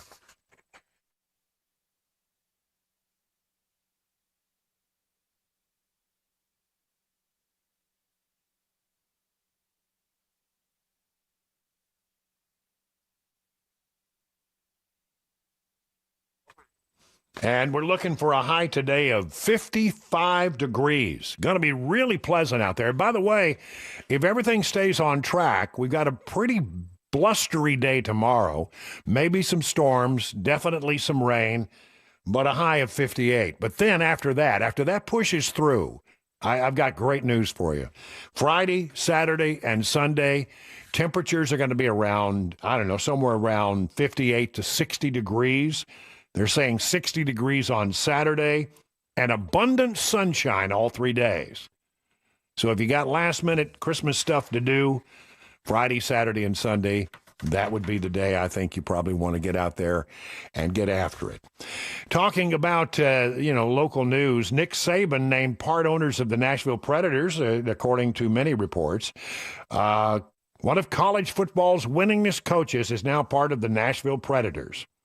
Organization announced Dream Sports Ventures, LLC, which is controlled by legendary football coach and former coach of the Alabama Crimson Tide, Nick Saban, and Joe Agresti recently finalized the deal for a minority stake in the Preds. Franchise chairman and majority owner, as well as former Tennessee Governor Bill Haslam, announced the deal Tuesday, stating Saban and Agresti will now join the Passionate Ownership Group, which is comprised primarily of Predators season ticket holders and local residents. Really looking forward to having Coach Nick Saban and Joe Agresti as a part of our ownership group. Coach is one of the all-time greats in college football history, one of the winningest coaches in all of sports. We are excited to have him join us in our pursuit of championships on the ice in Nashville. He will be limiting the shower time of all the Predators, I guess. That'll be one of the first things he does. Music City. Saban and Agresti's company also own 2 luxury car dealerships in Music City. I didn't know that. Mercedes-Benz of Music City and Prancing Horse of Nashville. Who knew? Although I'm now retired as a coach, I still possess a competitive nature and a great passion for sports. Being involved in a sports team in Nashville has always been a goal, and the opportunity to partner in the Predators with a class act like Bill Haslam created the perfect scenario for us. The Preds are a great organization with a fantastic brand, and we are excited to be part of the future success of the franchise. I love the Preds. It really is. When you go to hockey games around the country, it is hard to find a better experience for the fan than the experience you get in going to a Preds game. It's the best. It's just a great night of entertainment, and I love the Preds, and I'm glad to see them bring on Nick Saban. Congressman Matt Van Epps, he is now the Tennessee 7th District Congressman, and he has spent his first full week in Congress. How about that? Congratulations to Representative Matt Van Epps, backed by Donald Trump, beat Afton Bain, although it was a lot closer than I think it should have been. And so there you have it. He's been in there for a full week, getting it done. Congratulations, Matt Van Epps. Let's call it 52 minutes past the hour of 6 o'clock on Super Talk 99.7. And coming up here, President Trump ramps up pressure on Venezuela. Also, a cyber attack at a local electric company. Those stories and more at 7 o'clock on Super Talk 99.7 WTN.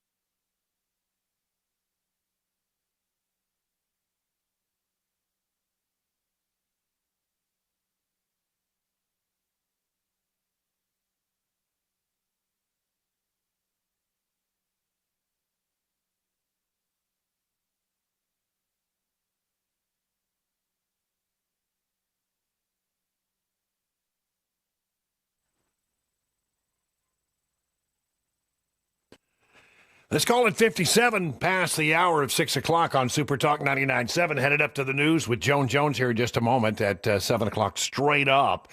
I take a moment to talk about these two cases that seem to be focusing a lot of people's attention. The senseless murder of Rob Reiner and his wife, Michelle. Getting some details about all that. As you know, their 32-year-old son, troubled son, Nick, has been arrested. We now know a little bit more about the timeline and all that. The Reiners died, according to the Daily Mail, quoting sources close to the investigation, sometime between Saturday evening, when Nick was seen acting erratically and arguing with his parents at Conan O'Brien's Christmas party, and around 3:30 p.m. on Sunday when they found the bodies. He could have done it not long after they went home, meaning he went there and slit their throats in the middle of the night. The source claimed they were in bed when it happened. One report suggests that Michelle may have been alive when she was found and died in the ambulance on the way to the hospital. And she told the first responders her son was the one who had attacked them. How about that? The Los Angeles Police Department has not officially confirmed those details. That is coming from a source to the Daily Mail. That's new. Yeah, that is. I haven't heard that anywhere else. Right. So, yeah. The other thing is what's going on at Brown University. I can't figure this one out. I mean, when I see these press conferences about, you know, the attacks at Brown University where 2 died and 9 were injured, including Ella Brown, who was from Birmingham, and in charge of the young Republicans in that campus. It seems like they're trying to keep something from us. Do you get that sense, Jonas? Something's not right about that investigation and the way it's progressing. There are so many things that don't make any sense with this story. Yeah, including that. Now, yesterday, the police chief said he was asked directly if it was targeted against that particular girl, and he said no. Right away, straight up just said no. Well, I mean, they're trying to keep something out of the public domain, and I can't quite figure it out. They had a suspect, and then they let that suspect go. They got pictures of this big, porky individual walking around. They say, who is this person? Help us out. They don't seem to have a clue as to what's going on. Or if they do, they're not sharing everything that they know. And I understand that you got to protect some information. But when you're looking for a suspect, you need to get that suspect under control and arrest it. There is a dangerous armed person still running around in Rhode Island, and they need to find out where that person is and who it was. And it seems, I don't know, I've heard a lot of people who know about these kind of things suggest there have been several missteps in this particular investigation. Coming up in a moment, Trump is going to have a big address to the nation tonight. What's going to be on the agenda? What's on his mind? What is he going to try to tell us about? I'll give you my best thoughts on it when we come back after the news, 7 o'clock on Super Talk 99.7.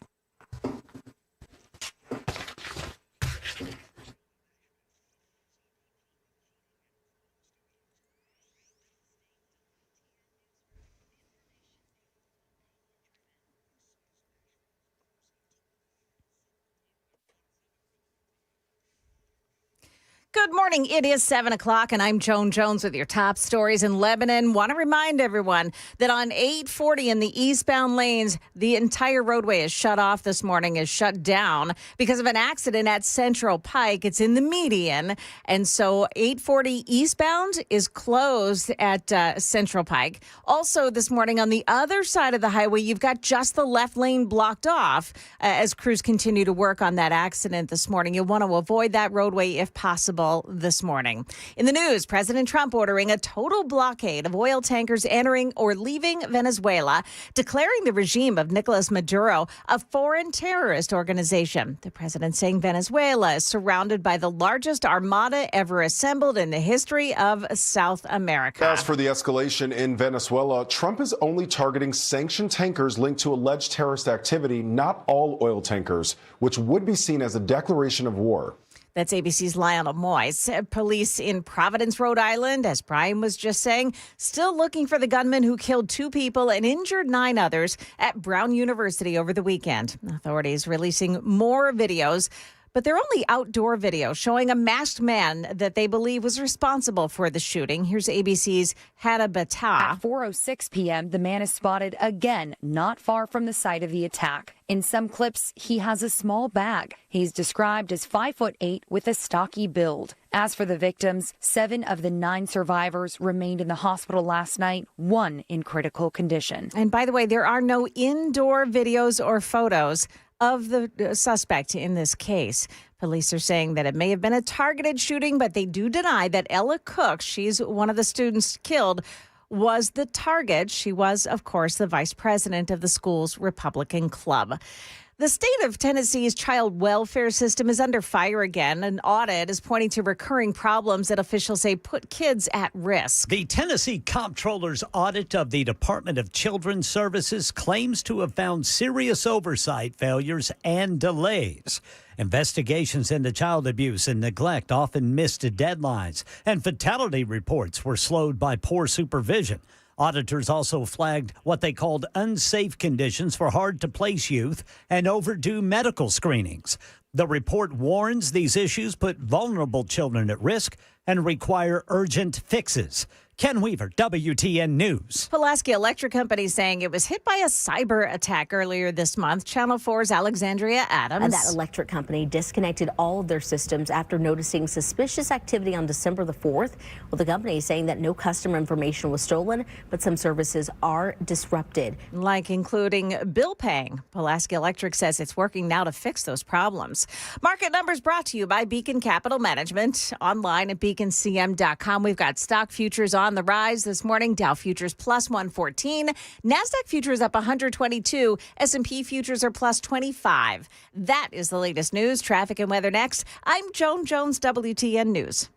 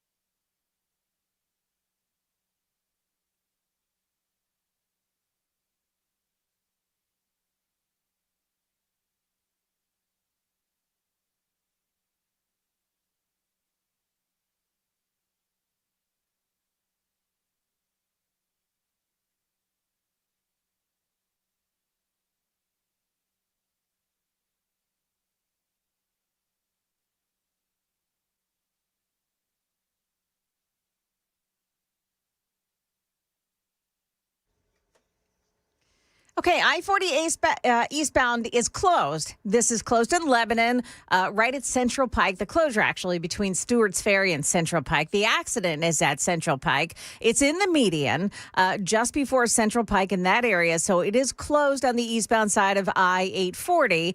On the westbound side, the left lane is blocked off, but the other lanes are still open this morning. But you'll want to watch out there. It's very slow, and crews are working in the median area, and that's why that left lane is blocked off. 24 westbound side in Laverne, still there this morning. That crash at Old Hickory Boulevard South, exit 62. The right shoulder is blocked off by it. That was the one with 4 cars involved. Just 1 car is left at this point. And there's a crash as well in Jolton on New Hope Road at I-24. Traffic every 10 minutes every morning on Super Talk 99.7 WTN.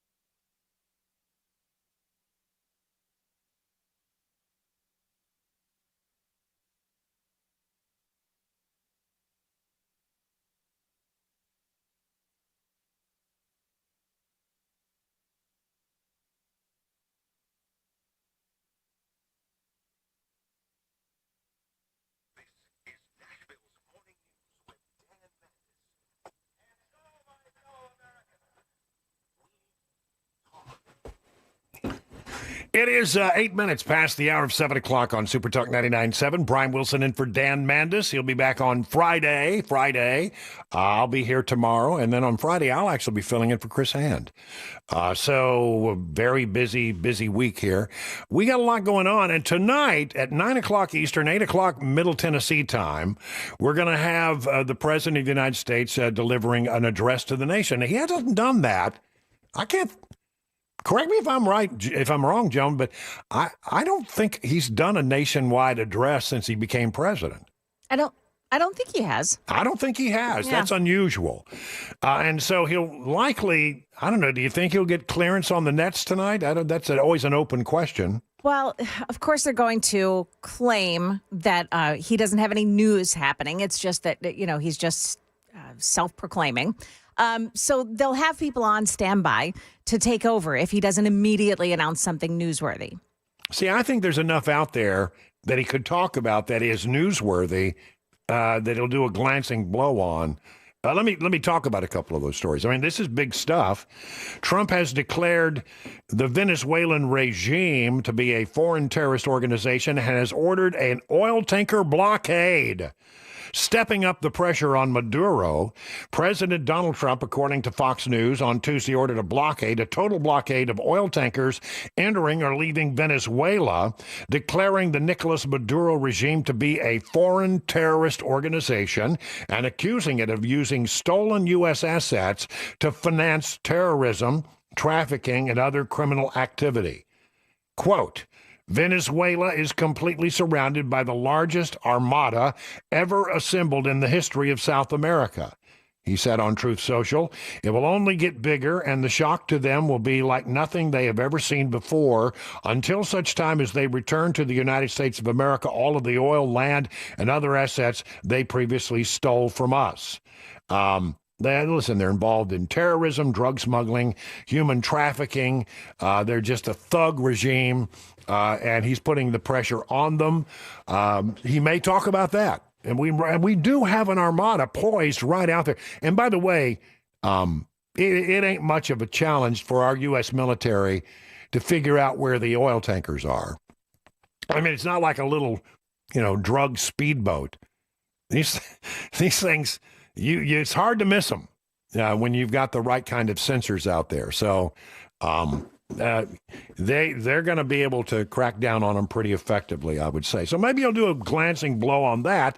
That would be news. He has also extended a travel ban restrictions to another 20 nations. Announced he's expanding travel restrictions to additional 20 countries, says Newsmax. 5 more countries, as well as the people traveling on documents issued by the Palestinian Authority.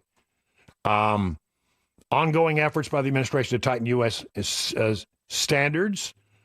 The administration said it would expand the restrictions after the arrest of an Afghan national and the shooting of 2 National Guard troops over the weekend. So it's Syria. Here we go. At this time, the ban includes Afghanistan, Myanmar, Chad, the Republic of Congo, Equatorial Guinea, Eritrea, I can't ever say that one, Haiti, Iran, Libya, Somalia, Sudan, and Yemen. Heightened restrictions on visitors from Burundi, Cuba, Laos, Sierra Leone, Togo, Turkmenistan, and now Venezuela. So there you go. You could talk about that a little bit. But I think you're probably right, Joan. I think he's probably going to talk about something else. He's probably going to talk about the economy. The polls have shown that Americans are getting a little frustrated, and the Democrats have found a wedge issue that is resonating with some voters, that things are just too expensive. Wait a minute. Trump's in charge. He's in charge of the economy. It's all supposed to be better. Are you doing better, or are things costing you more? Things are very expensive right now. Housing expensive, food and clothing and all that stuff. It just costs a lot to live, and people are trying to figure out how to get by. And I think it's especially true during the holiday season when people feel an additional squeeze. I mean, you do. You want to do right by the kids. You want to do right by the family. So you got to find the money in your budget somewhere, and you realize, man, money is tight. And I get that. And I think that's on the minds of many Americans. And it's starting to show up in the polls as hurting Donald Trump. But the good news is that the Donald Trump tax cuts really haven't gone in yet. They will go into effect next year, and it's going to have a tremendous impact, I think, on the economy. And I'd say quarter number 1 and quarter number 2 of next year. So by let's say summer, we should see the impact start to bring the economy. I think it's going to put it up on its tippy toes, and it's going to look pretty good. Things will look a lot better. Now, I think what he's going to try to do is you need to have a little patience here. We really did some big things with that big, bad, beautiful bill, but it hasn't really kicked in yet, but it will be kicking in soon. The good news is that quarter 1 and quarter 2 should see the impacts, and people should notice it. It should really be notable to them. But then you've got, quarter number 3 for the campaigns of the midterm elections, and the midterm elections will be in the fourth quarter, I guess it'll be in November. So, by then we should be in a different situation. And I think what he's going to be telling the American people to a great extent, who knows? I mean, there's a lot of things he could talk about, but I think if he's going to try to tell the American people, help is coming, hang in there just a little bit longer. Yeah, I know things are tough. But, we've done a lot of good stuff. One of the things they've done that has really been helpful is drive down the cost of oil and gasoline. I mean, right now, gasoline is I think the lowest it's been since 21. Correct me if I'm wrong, but I think the last time I looked at gas prices, $2.25 for a gallon of gas in Tennessee. The nationwide average below $3. That includes, putting in the very high cost of gasoline in places like New York and California. So that is helping. That ripples through the economy in a great way. When you don't have to pay as much for gasoline and oil and energy, then you have the ability to bring your products to market in a cheaper way, and that gets passed on to the consumer. And consumers are not paying as much for oil and gas for them to get to work. So that's helpful, but there needs to be more. What is he likely to say? I think we can get sort of an early look at it by listening to the Secretary of the Treasury, Scott Bessent. And we'll do that in just a moment. Right now, 15 minutes past the hour of 7 o'clock.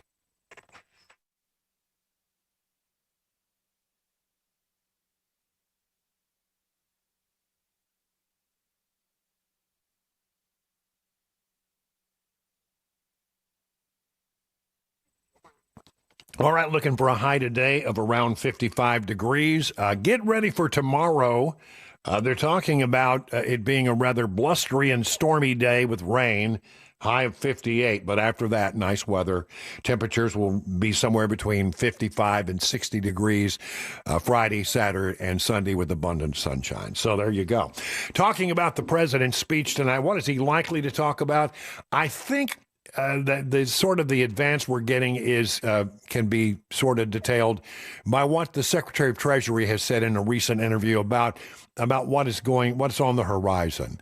Here is Scott Bessent talking for about 2 minutes about, you know what, we did a lot of good, and it will take a while for that good to show up, but it's on the way. Well, look, I think Americans are going to feel it, and everything we've done in the past year is setting the table for a great 2026. And we inherited a mess. You had to stabilize costs. Real wages are up. You know, I call it, I'm going to talk about it in my speech tonight, the 3 I's that cause the problems we've seen. Immigration, interest rates, and inflation. Immigration, the mass unfettered immigration, 10, 20 million people coming across the border, push down working wages, and cause housing prices to go up, rental prices to go up, cause the scarcity. President Trump has closed the border. 2 million people have gone home, so check on immigration. Bond market had the best year it's had since 2020. Interest rates are down, mortgage rates are down. We're starting to see life in the housing market, and rental rates are down about 5%. I expect they'll be down 10 or 15 from the peak. And then 3, inflation, we're working on that.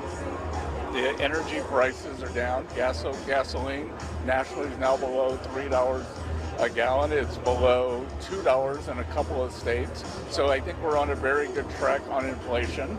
And I'm also the IRS commissioner as well as the Treasury Secretary. And I can see that the president's signature initiatives in the One Big Beautiful Bill, and I tell you, he fought harder than anyone for these. No tax on tips, no tax on the overtime, no tax on Social Security, auto deductibility. That the bill was passed in July.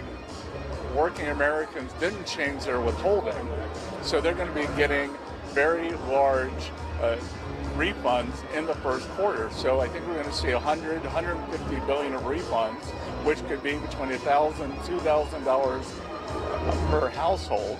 Then they'll change their withholding, and they'll get a real increase in their wages. So I think 2026 is going to be a very good year. Yeah, I mean, it's like that song, Hang On, I'm Coming.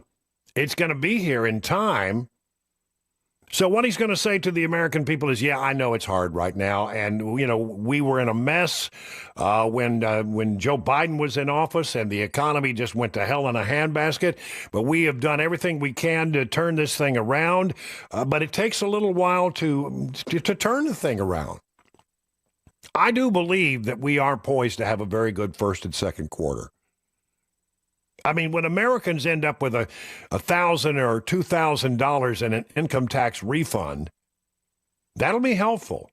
When Americans who work in jobs that where you part of your income is done through tips, and all of a sudden you're not having to pay taxes on your tips, that's going to be helpful.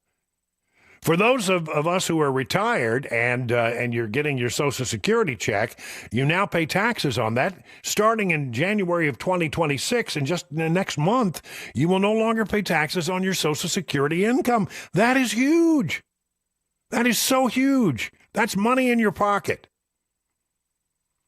And so when that money becomes available and it starts finding its way into the economy and people start paying off debt and start, using that money for purchases, it generates excitement in the economy. And I just feel like everything is poised. I'm not an economist by any stretch of the imagination, but I've been watching this stuff for a long time. And what I find out is when Americans have more money in their pockets and they have the ability to go out and buy goods and services around the country, the economy really laps it up. And I think that's what's likely to happen here. I think it's going to be great. Trump, according to Newsmax, tonight, they put it this way: Trump is expected to tease policies for 2026 following a blitz of hardline America First policies at the start of his second term. With next year's midterm elections looming, the president faces mounting concerns in some quarters about the high cost of living. Trump did not say what he would talk about in the primetime speech from the White House at 9 p.m. Eastern Time, 8 o'clock Central, saying that only on social media it has been a great year for our country and the best is yet to come. Is this sort of an end of the year one? Because we're not that far from 1 year. In January 20th, it will be 1 year that he's been in office. Is this sort of like an assessment of how we've done during the holidays? Or is there more?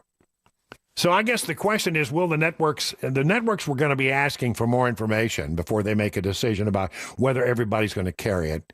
But it doesn't matter. It'll be on Fox. It'll be on CNN. It'll be on the cable channels. Maybe some of the networks will run it. But one way or the other, I think the people will see it. Will it have an impact? I hope it does. Because I do think we're doing the right things. I think we are poised to have the economy turn around in a huge way. And Scott Bessent is right. When all of that starts to percolate through the economy, things are going to the ship is going to be righted. The aircraft carrier is going to be turned around, and we're going to be headed toward smoother sailing. How about that for a nautical analogy? All right. Tonight, 8 o'clock, be there, be square. Donald Trump addressing the nation. I think, if I'm correct, if I may stand corrected, but I think it's the first time he's given a nation address in his second administration. 22 minutes now past the hour of 7 o'clock on Super Talk. And coming up, what investigators are looking at in the background of the 2 Australia beach terrorists. Also, gay pride won't be on display in one Middle Tennessee town's Christmas parade. Those stories coming up here at 7:30 on Super Talk 99.7 WTN.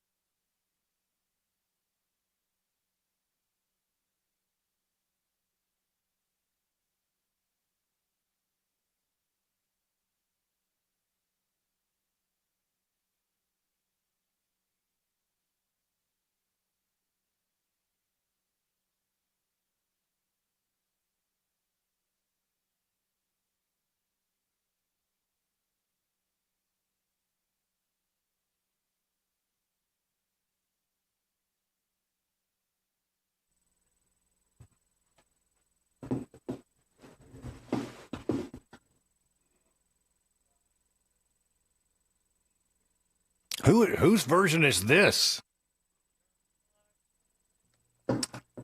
It's on Bing Crosby's YouTube page. Well, it's not Der Bingle, I can promise you that. Der Bingle will be. Well, anyway, if you're thinking that you want a white Christmas, let me disabuse you of that notion. We'll have to. Sorry. The long-range forecast for Christmas Day is now out in Nashville, Tennessee, and it's not going to be a white Christmas. I'm sorry. You know, when I was a kid, I don't know about you, but I never wanted a white Christmas. I wanted a nice day on Christmas Day because I wanted to go outside and play with all my cool toys that I was getting. So, Nashville, Tennessee, they're now predicting that Christmas Day in Music City, USA will be a high of 60 degrees. Maybe you're traveling around the state of Tennessee. Chattanooga, 64. Clarksville, 59. Johnson City, 58. Knoxville, 62. Memphis, 62. Murfreesboro, 61. So get ready for a very pleasant Christmas Day here in Middle Tennessee. Time for the news now with Joan Jones at 7:30.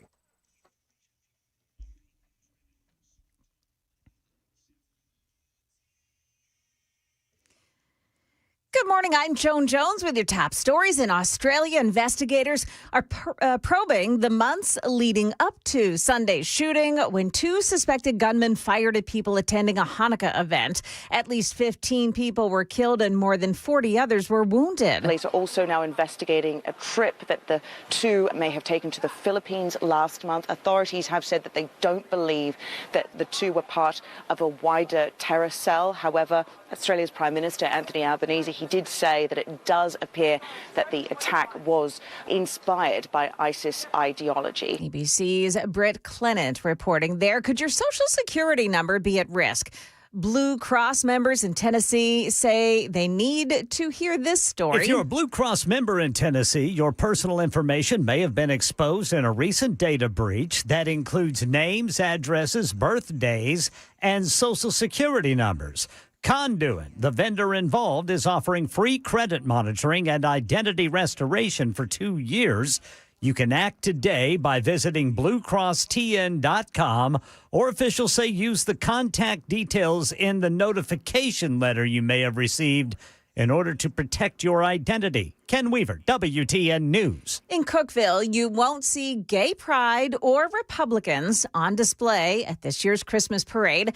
Parade organizers have denied the Putnam County Young Republicans and the group called Upper Cumberland Pride from having a presence in the parade. Channel 4's Alexandria Adams. Organizers say it was a part of the effort to, quote, minimize distraction from Jesus. Parade organizers sent us a statement saying, in part, quote, we think there's an important role for special interest groups, but the Christmas parade is not it. That parade will step off on Friday night at 7 p.m. That is the latest news. We've got traffic and weather ahead. I'm Joan Jones, WTN News.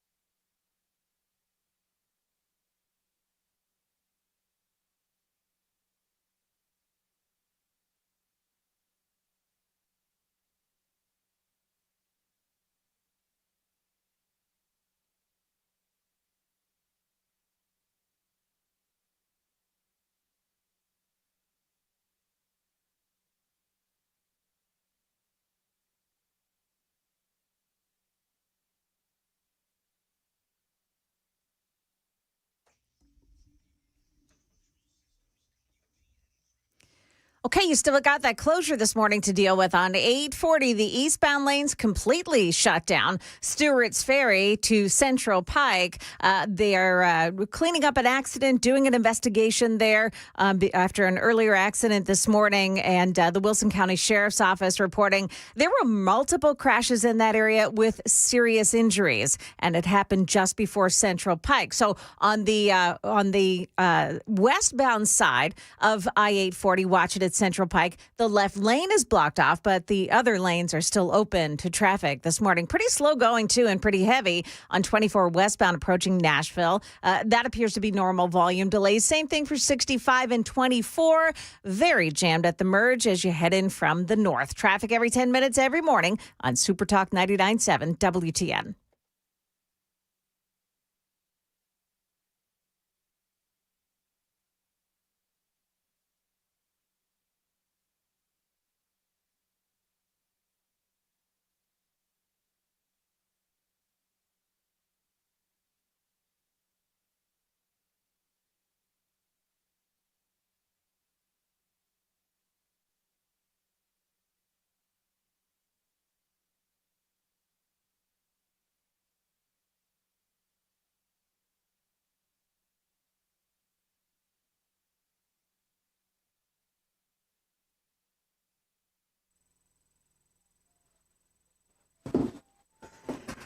Oh, a little penny whistle. That's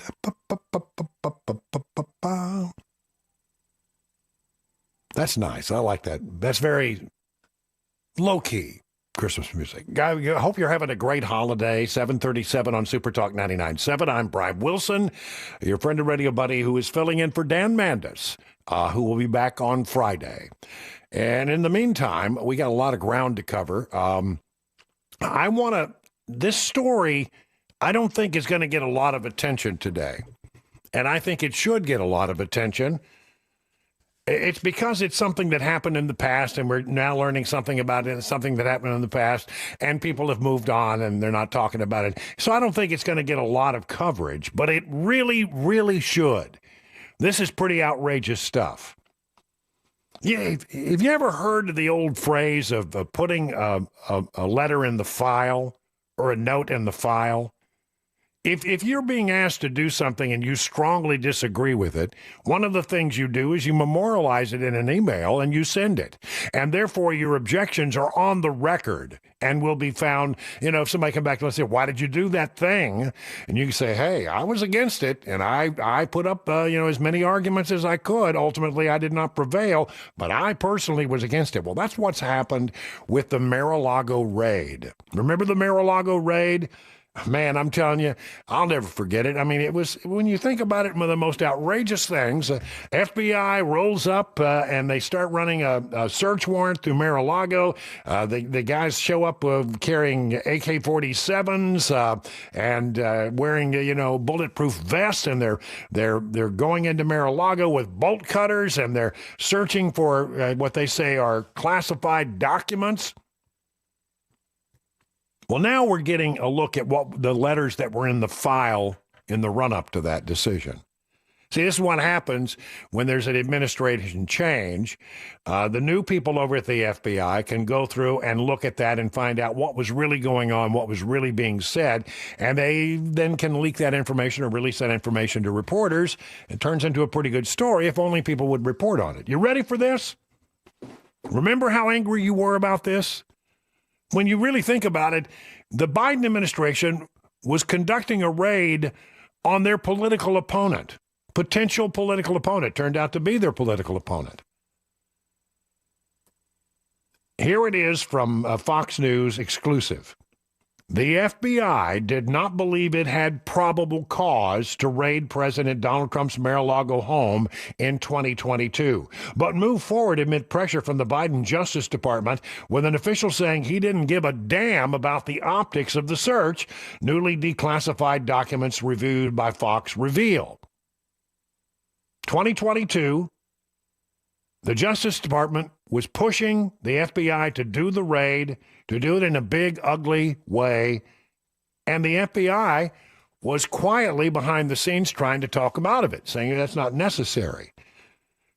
Fox has reviewed emails between FBI and Justice Department officials in the months leading up to the August 22 raid of Mar-a-Lago, with FBI officials expressing concern about a lack of probable cause to execute the search warrant. Look, number one thing you got to have when you're doing something like this, when police take action, let's just talk about you get pulled over for traffic, some kind of traffic violation. Even in that, the police have to show that they had probable cause to stop you. One of the most effective questions you can ask if you get stopped, and ask it in a polite way, is, officer, what was your probable cause for the stop? Make them explain why they stopped you. I mean, if you were doing 90 and a 70, you're probably not going to have, that's probable cause. But what I'm saying is, if you don't think maybe the ticket is legit, ask the guy, why in the world are you stopping me? What's your probable cause? Or if you really want to sound knowledgeable, say, officer, what's the PC on this stop? You got to have probable cause to carry out this kind of stuff. And the FBI was sending up all kinds of flares saying, we don't have probable cause in this matter. Listen to some of the emails. These are the letters from the file that were being written by FBI agents who were trying to raise the flare that, you're trying to ask us to do something that we probably don't need to do. And here's what is in the letter. Very little, quote, has been developed related to who might be culpable for mishandling the documents. That's a pretty important part. You're raiding Mar-a-Lago, suggesting that Trump has an involvement in this, and I know Trump didn't pack those boxes.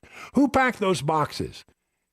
It's entirely possible, if you've ever done any reading about the transition between one president and the next, they've got literally a matter of hours and days to make that transition.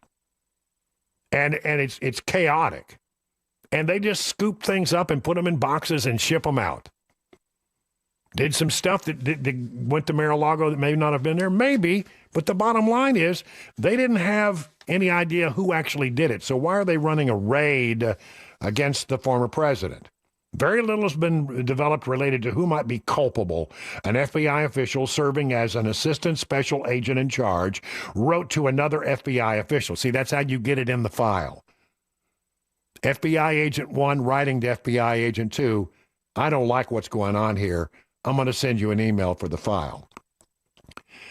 From the interviews, the Washington field office has gathered information suggesting that there may be additional boxes, presumably of the same type that were sent back to the archives in January at Mar-a-Lago, suggesting that there may be. The Washington field office has been drafting a search warrant affidavit related to these potential boxes, but has some concerns that the information about all this is single source, has not been corroborated, and may be out-of-date information, may be dated. Because they'd already sent some stuff back to the archives. Well, we found a box here we shouldn't have. We're sending this back to the archives. The other stuff, they were having conversations with the attorneys for Donald Trump saying, no, some of this stuff has been declassified. We don't have to send it back. It's not classified material. That was very much in contention. The email considered. So it was single source, not corroborated, may be dated information, the official continues. DOJ opines, however, that the search warrants meets the probable cause standard. See, over at the Justice Department, where all the political people live, they were pushing the FBI agents to do something that they were getting heartburn over. They were uncomfortable with. They didn't think it was necessary, and they thought basically that it was pretty questionable whether the information they had was accurate. Came from one source, had not been corroborated, may actually have been dated information. Wow. The letter for the file continues, and I'll get to that in just a moment. Right now, 45 minutes past the hour.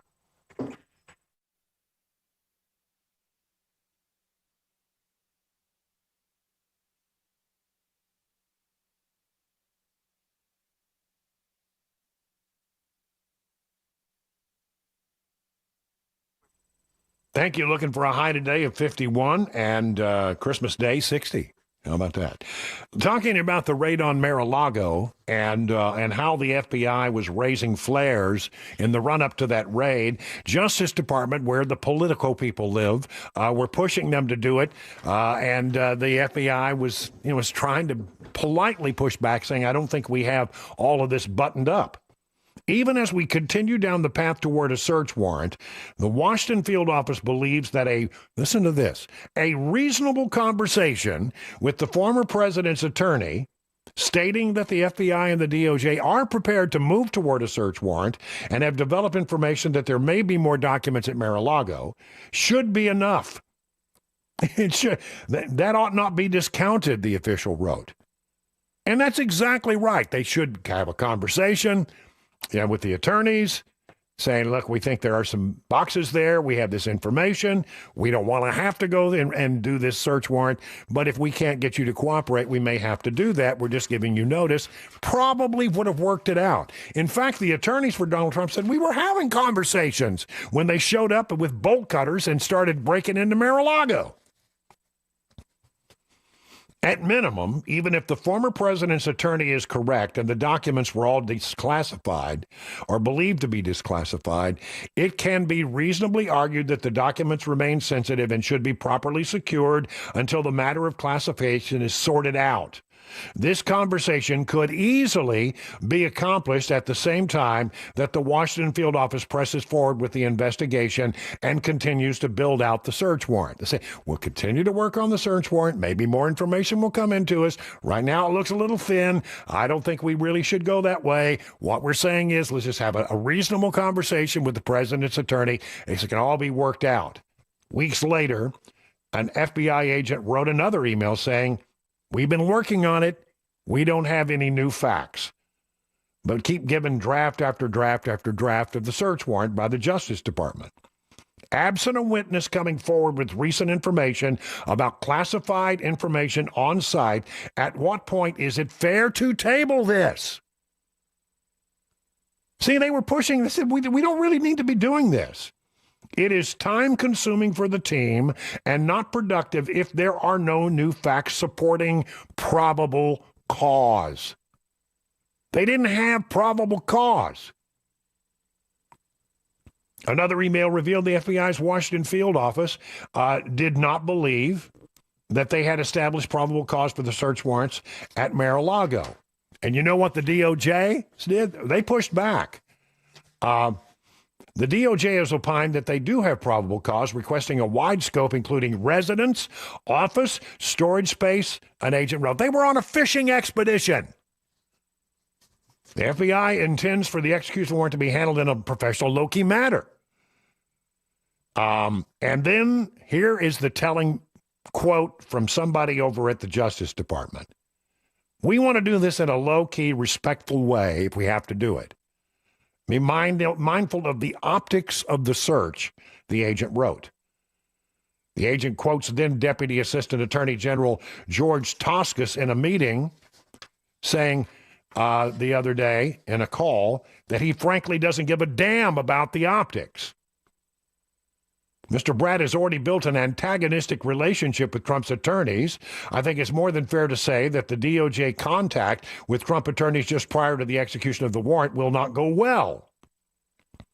Also think that it's fair to say that that if FBI calls, having in mind officer safety to the optics of the search and the desire to conduct the search in a professional manner and low-key way, there's a far better chance the execution will go smoothly and we may actually gain some measure of cooperation, which could go some way to resolving the potential mishandling, I would add, of classified records investigation that is being conducted. I understand this request may not go well at DOJ. However, he points out, it is the FBI serving and executing the search, and it will be our personnel who will have to deal with the reaction to that first contact. It's very clear that the FBI was sending up flare after flare after flare and did not want to carry out the search warrant at Mar-a-Lago the way that the Department of Justice was pushing. But the politicos were pushing, and they didn't give a damn how it looked. They wanted a big, splashy raid on Mar-a-Lago, and they wanted it to be a fishing expedition. They wanted to go on their very thin probable cause and just have their way, looking around all of Mar-a-Lago, digging. They dug through Melania Trump's underwear drawer. My God. Other versions of the story, Just the News emails detail how Biden DOJ bowled over FBI concerns in raiding Donald Trump's Florida home. New evidence surfaced Tuesday may have more than a political impact, as top congressman warns it may give Trump cause to sue for civil liberty violations or prompt prosecutors to pursue a criminal investigation. I know Congress is digging into this, and I think there's a lot of there. What we all suspected has been proven by these emails. And thank goodness for a good, solid citizen over at the FBI who put this information in the file to be found later. This is a terrible, terrible precedent that they set. Should never have happened. It could have been worked out in a phone call. It could have been worked out very easily. There was no need for it except that the politicos wanted to punish their potential opponent. It's reprehensible. 52 past the hour. And coming up, if you are on an Obamacare health plan, better be prepared to pay a lot more. Also, the Predators get a new minority owner whose name is synonymous with winning sports. That and more at 8 o'clock on Super Talk 99.7 WTM.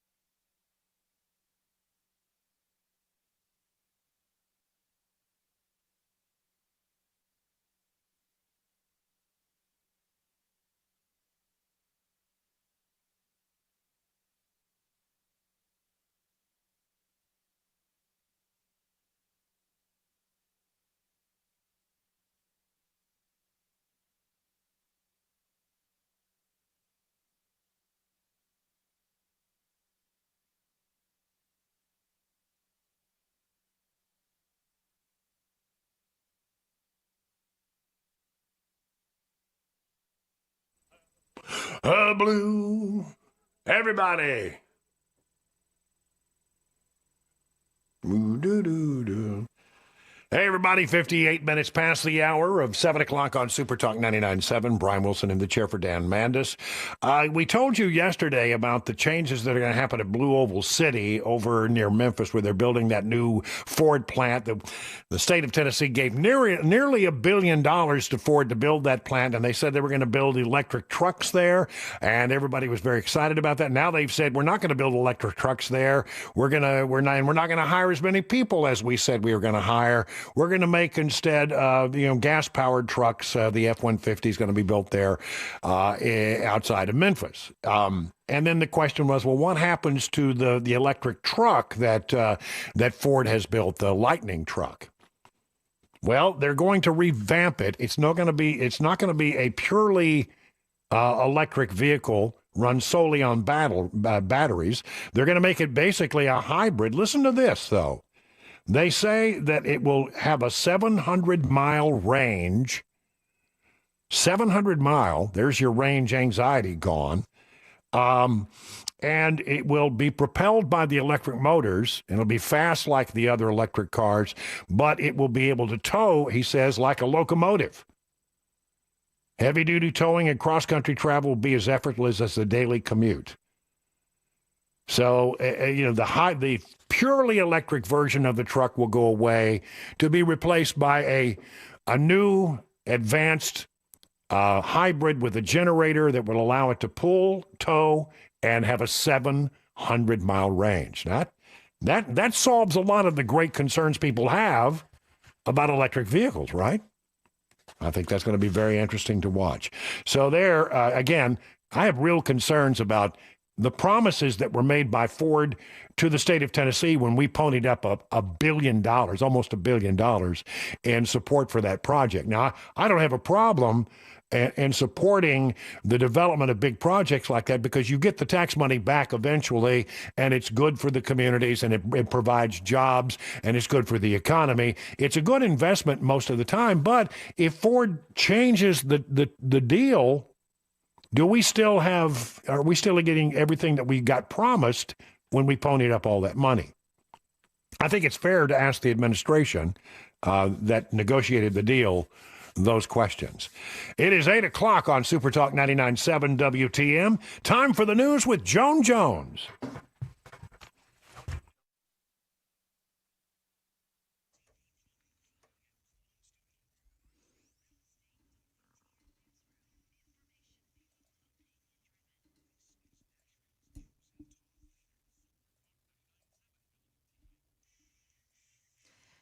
Good morning. I'm Joan Jones with your top stories. Looks pretty certain now that Obamacare tax credits are set to expire January 1st. And when they do, premiums for 20 million Americans are expected to skyrocket. The House will not vote today on extending Obamacare subsidies. Here's Senate Majority Leader John Thune. We're not going to pass anything by the end of this week, but I do think there is a potential pathway in January if Democrats are willing to come to the table. And Republicans in the House say they're going to vote today instead on a novel cost-sharing plan that would make it easier for small employers to provide their own health care plans. The Nashville Predators have a new part owner. Alabama football coach Nick Saban and his business partner in several business ventures, Joe Agresti, took a minority stake in the team. The Preds say that the pair join a passionate ownership group made up mostly of Predators season ticket holders and loyal residents.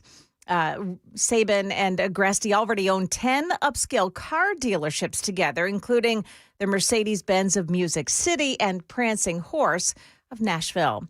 Days after Turning Point USA announced it will be coming to every public high school in Tennessee, Governor Bill Lee is being accused of government overreach. Well, I think Turning Point is an organization that is advocating for young people engaging in civil discourse. We need that in this country. Anyone who's encouraging discourse and civil discourse, as Turning Point is, then we need that to be happening. So I'm happy for the work they do. That announcement from TPUSA, also welcomed by Senator Marsha Blackburn. And good news for the older worker named Jeannie at a California Target store who was seen in a viral video being harassed. A woman filming her had been angered that Jeannie was wearing a Charlie Kirk Freedom shirt. Listen to this exchange. Why are you wearing that shirt? You're working. It's not a Target red shirt. I can wear any red shirt. It's not a plain shirt. It doesn't have to be. It's a Charlie Kirk shirt. Yes. Yes, I know. Are you stupid? No. Why the fuck would you wear that? You're at work at Target. That's not a Target shirt. No, the Give, Send, Go campaign had been established for that woman, Jeannie. It's raised over $65,000. Givers said that they wanted to send her on a nice vacation. As for the harasser, her name is Michaela Ponce, and her employer, nonprofit Enlo Health in California, said that she is under investigation by police, and the health company is, quote, deeply concerned about the incident, but she is still employed there. Market numbers brought to you by Beacon Capital Management online at beaconcm.com. We've got futures pointing up. The Dow futures plus 98 right now. NASDAQ futures gaining 64. S&P futures are up 13 points. That's the latest news, traffic, and weather next. I'm Joan Jones, WTN News.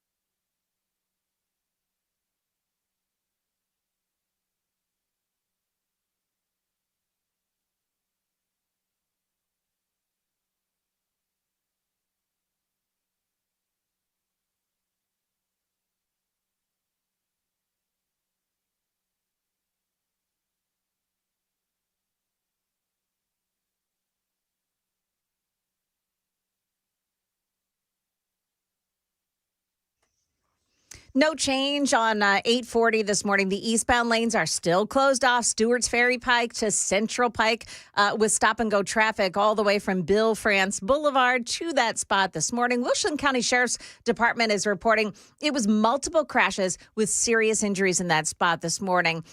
They have been removing it. A wrecker is arriving on the scene soon.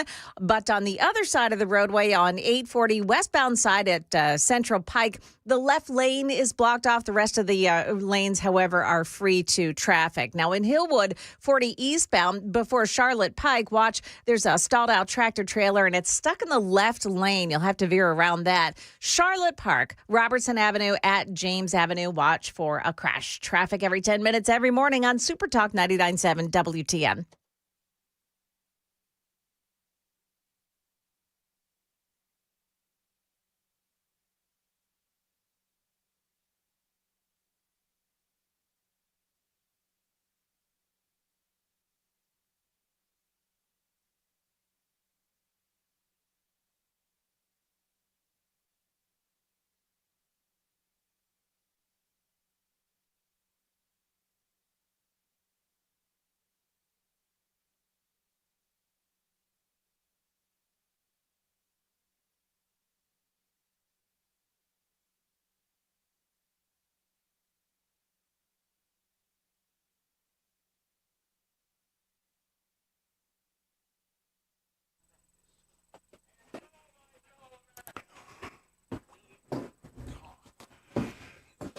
It is 8 minutes now past the hour of 8 o'clock on Super Talk 99.7, hour number 4 of the Nashville Morning News program for Wednesday, December 17th. I am Brian Wilson in for Dan Mandis, who will return on Friday.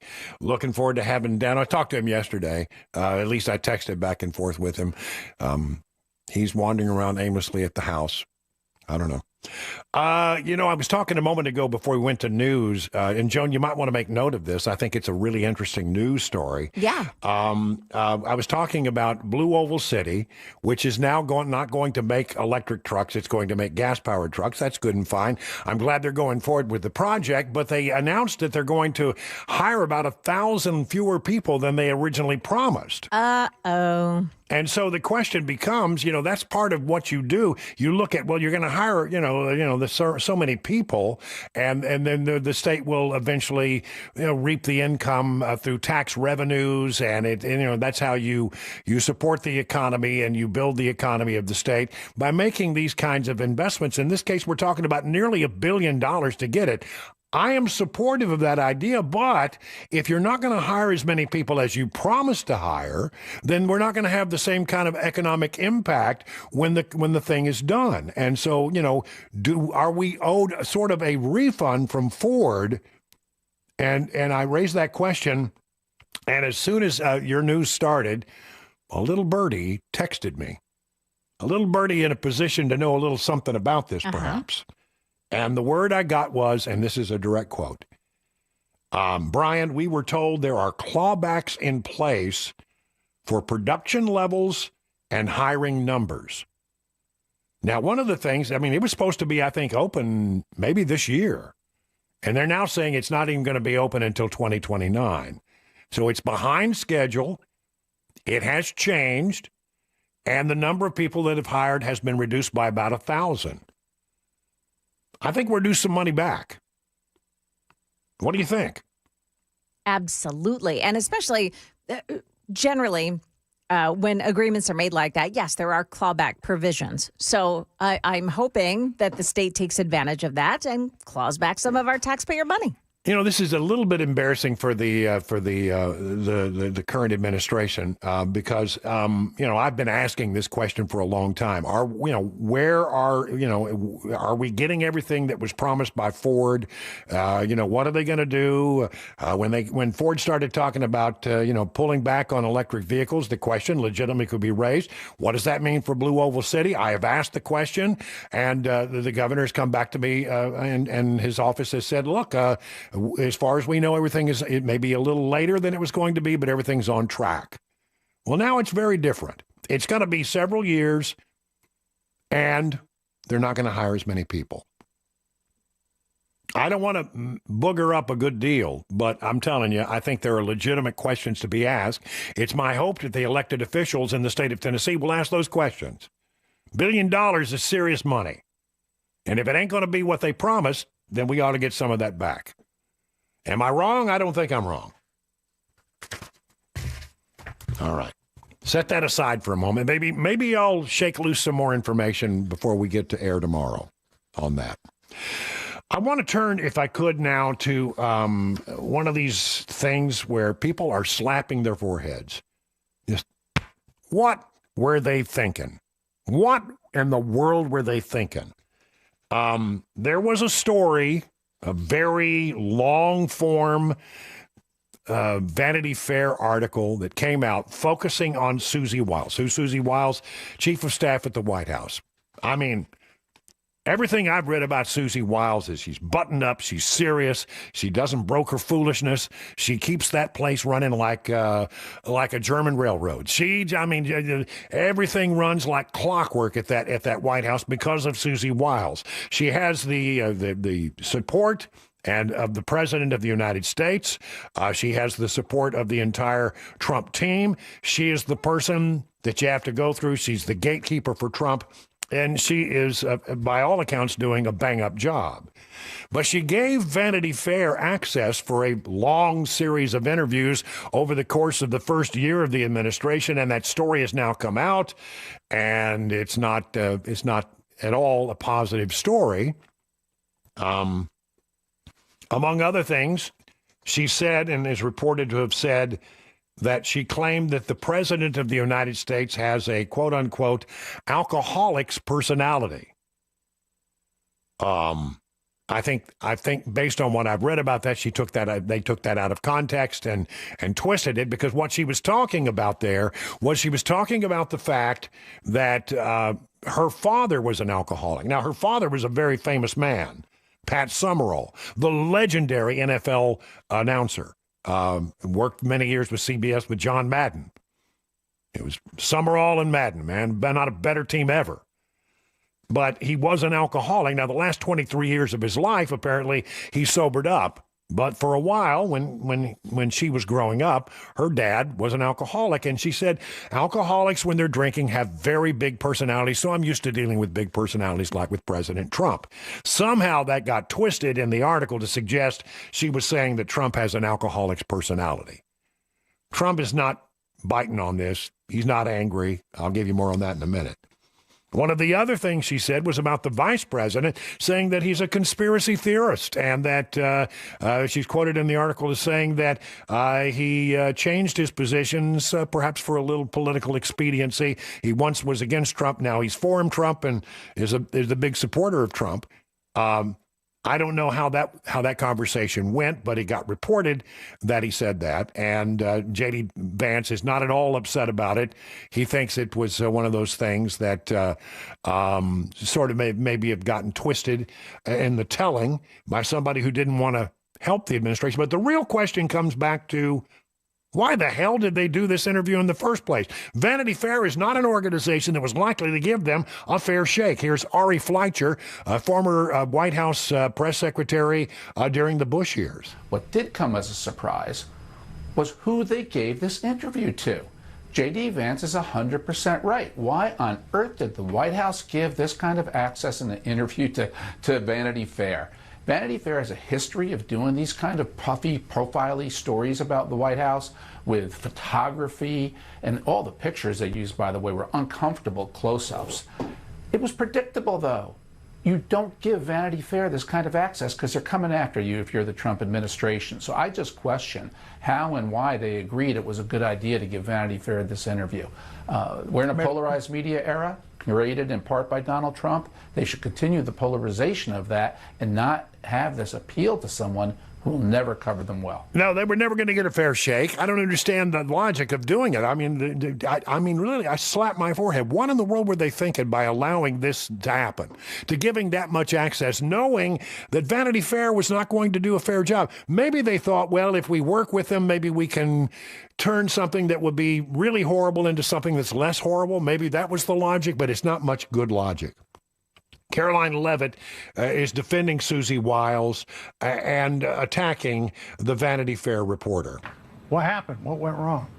Well, look, I would just echo my boss, Susie Wiles, who is the best chief of staff in our nation's history, working for the greatest president in our nation's history, and that this was, unfortunately, another attempt at fake news by a reporter who was acting disingenuously and really did take the chief's words out of context. But I think most importantly, the bias of omission was ever present throughout this story. The reporter omitted all of the positive things that Susie and our team said about the president and the inner workings of the White House. And as Susie said today, it's deeply unfortunate that happened, but it won't distract us from making America great again. And President Trump has been such a productive president and has accomplished more in 11 months than most presidents do in 8 years because of his vision and his tenacity, which is executed on and facilitated by our great White House Chief of Staff, Susie Wiles, whom I'm very proud of to call a boss and a mentor and a friend. Yeah, Wiles ain't going anywhere, and J.D. Vance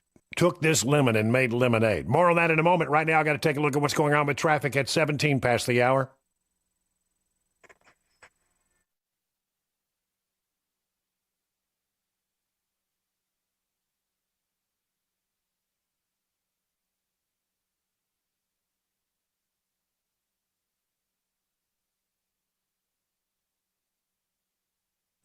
Look for a high today of around 55 degrees. Tomorrow, stormy day on tap. So get ready for that. They're talking about rain, potentially stormy weather. But then after that, really nice weather through the weekend.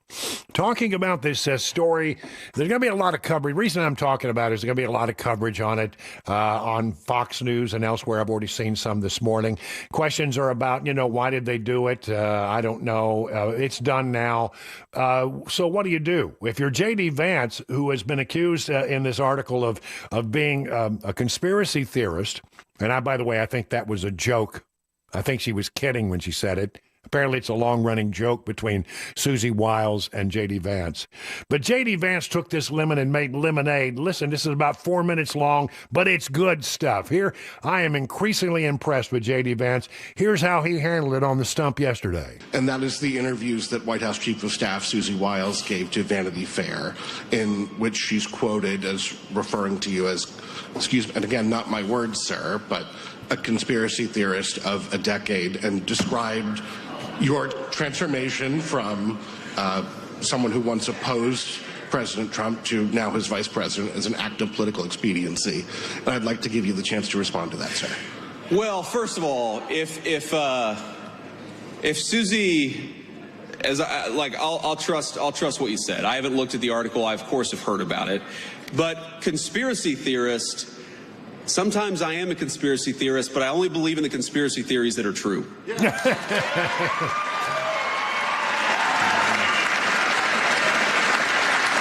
And by the way, Susie and I have joked in private and in public about that for a long time. For example, I believed in the crazy conspiracy theory back in 2020 that it was stupid to mask 3-year-olds at the height of the COVID pandemic, that we should actually let them develop some language skills. I believed in this crazy conspiracy theory that the media and the government were covering up the fact that Joe Biden was clearly unable to do the job.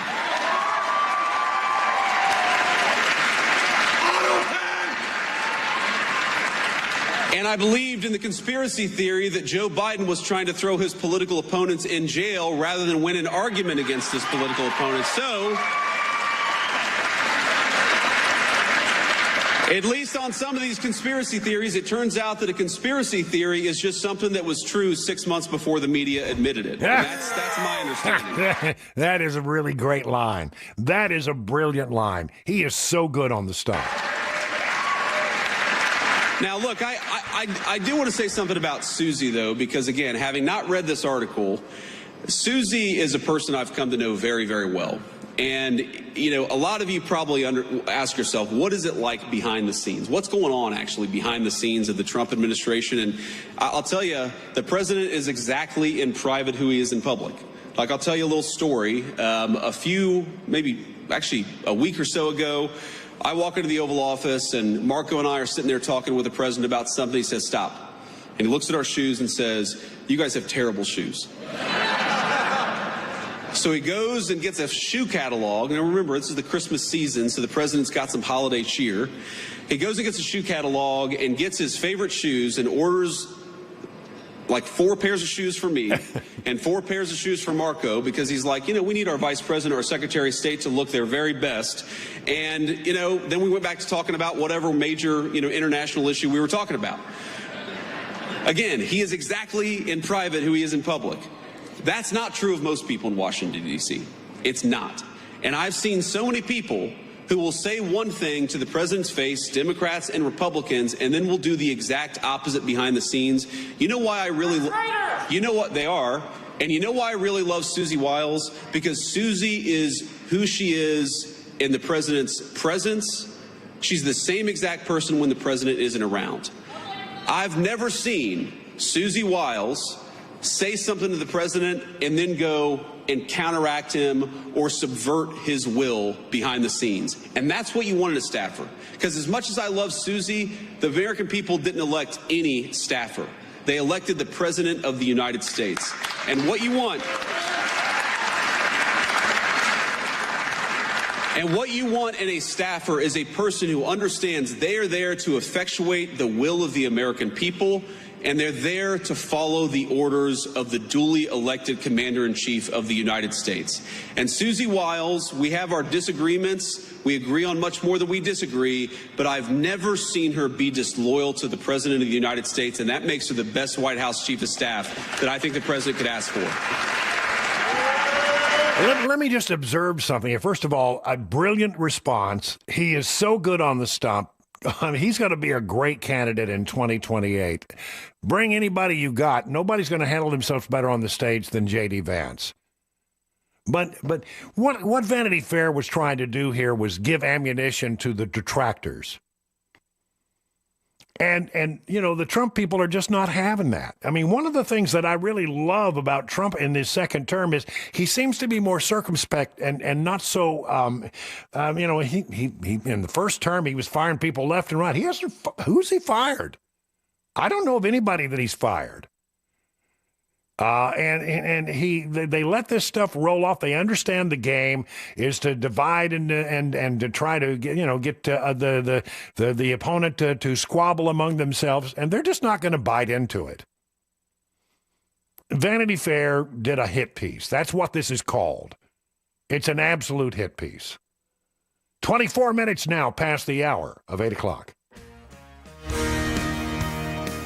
And coming up here, we've got, we'll tell you why a Wilson County school board member is under arrest today.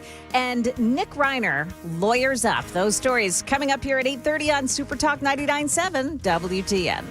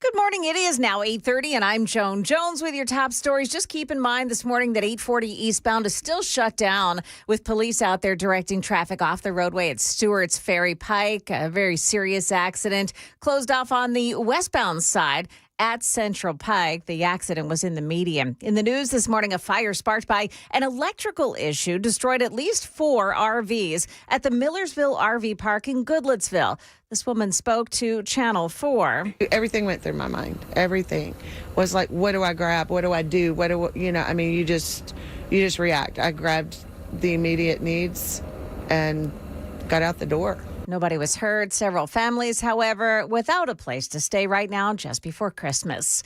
Wilson County School Board member Donnie Self has been arrested on 2 counts of indecent exposure. Here's News 2. Lebanon police say they responded to an incident with him that led to 2 charges. They say they're not releasing any more information because it's still an open investigation. News 2 says Self used the restroom at a Lebanon chicken restaurant and then approached the counter and ordered a meal, all while exposing himself through an unzipped pants.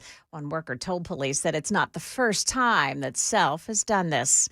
Nick Reiner has lawyered up after allegedly killing his famous parents in their L.A. home. The DA says Nick Reiner stabbed his parents to death with a knife. He's now awaiting medical clearance before his arraignment. The 32-year-old has hired high-profile criminal defense attorney Alan Jackson, who most recently defended Karen Reed as she was acquitted of murder. Every single inmate goes through a medical clearance before they can be transported to court. Every one of them. And we're learning more details about the hours leading up to those gruesome murders. Sources say Saturday night, Rob Reiner and his son got into an argument at Conan O'Brien's holiday party, and that Nick was seen acting strangely. ABC's Trevor Alt reporting in Los Angeles. Market numbers brought to you by Beacon Capital Management. Online at beaconcm.com. Nice start to our day here. The Dow Jones Industrials beginning 187 points higher. The Nasdaq rising 14. S&P 500 index, that is up 7 points. That's the latest news, traffic, and weather next. I'm Joan Jones, WTN News.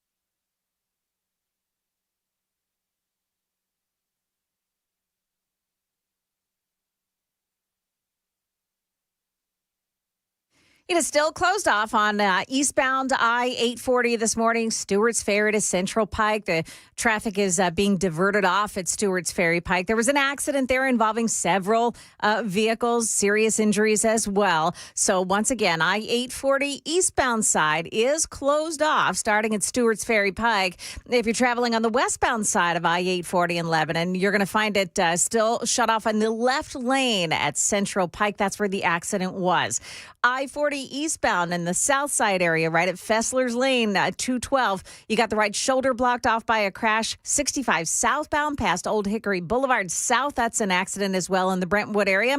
And Charlotte Park, that accident has just been removed from the screen. So traffic every 10 minutes, every morning on Super Talk 99.7 WTN.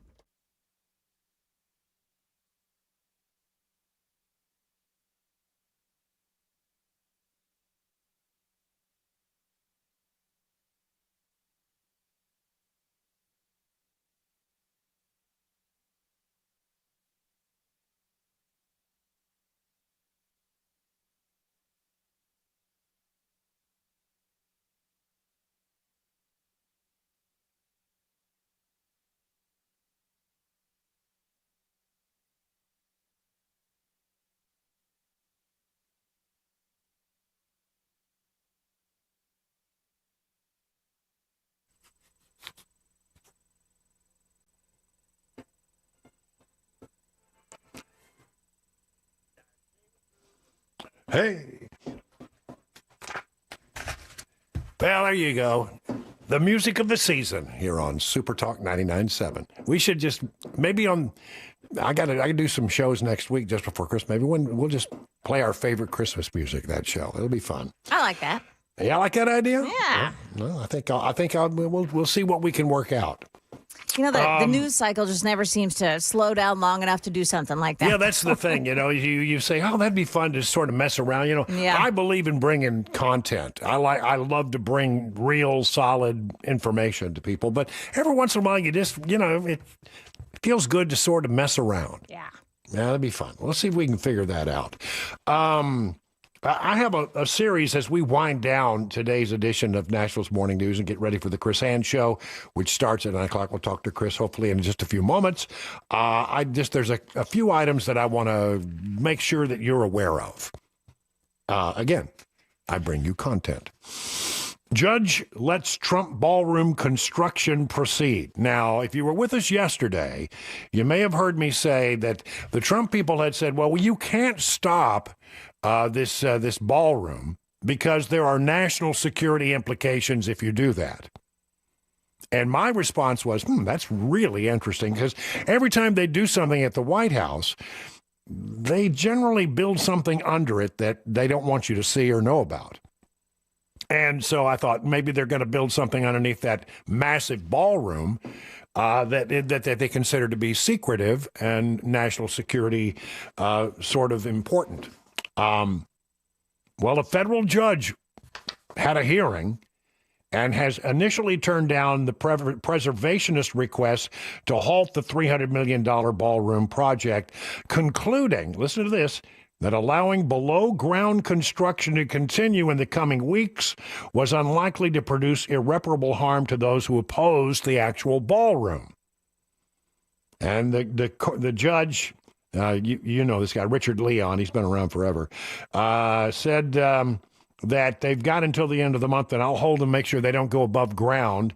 So they'll continue. But here's when you dig deeper into the story, what I thought was very interesting is apparently Trump has done his homework. He went ahead with the ball, according to AP News. Trump went ahead with the ballroom construction before seeking input from a pair of federal review panels, the National Capital Planning Commission. I'm not sure they really have jurisdiction, and the Commission on Fine Arts. I'm not really sure they have jurisdiction, but Trump has, quote unquote, stocked the Planning Commission with allies. He's stacked these various groups that need to give approval with people that he appointed. Will Scharf recently said he expected to receive the ballroom plan sometime this month. That's the chairman. And apparently somebody very friendly to Donald Trump. I think it's going to go forward, and I think I'm right. I think there's something going on there in addition to the actual ballroom that may have a national security element to it. You know, the last time they did construction at the White House, they were very secretive about it, and everything they did was underground. And what turned out to be, you know, a national security bunker underneath the White House, or so we think. The United States is continuing to try to broker some kind of peace deal between Ukraine and Russia. And U.S. officials say that Washington has agreed to give Ukraine certain security guarantees. You know, one thing that Russia will never allow is for Ukraine to become a member of NATO, but the United States can give them certain security promises that would protect them. And apparently Ukraine is happy with that, although the fight still focuses around how much land is Ukraine going to lose to Russia. We did a story on this earlier. Got a little bit of information on it. I'm very excited to see this. This is again one of those stories that you're not going to hear a lot about, but really important to our national security. Army officials have disclosed new details about America's long-range hypersonic weapon during a recent visit by Defense Secretary Pete Hegseth to the Redstone Arsenal in Alabama, offering a clearer picture of the reach and intended role of the Army's first operational hypersonic strike system.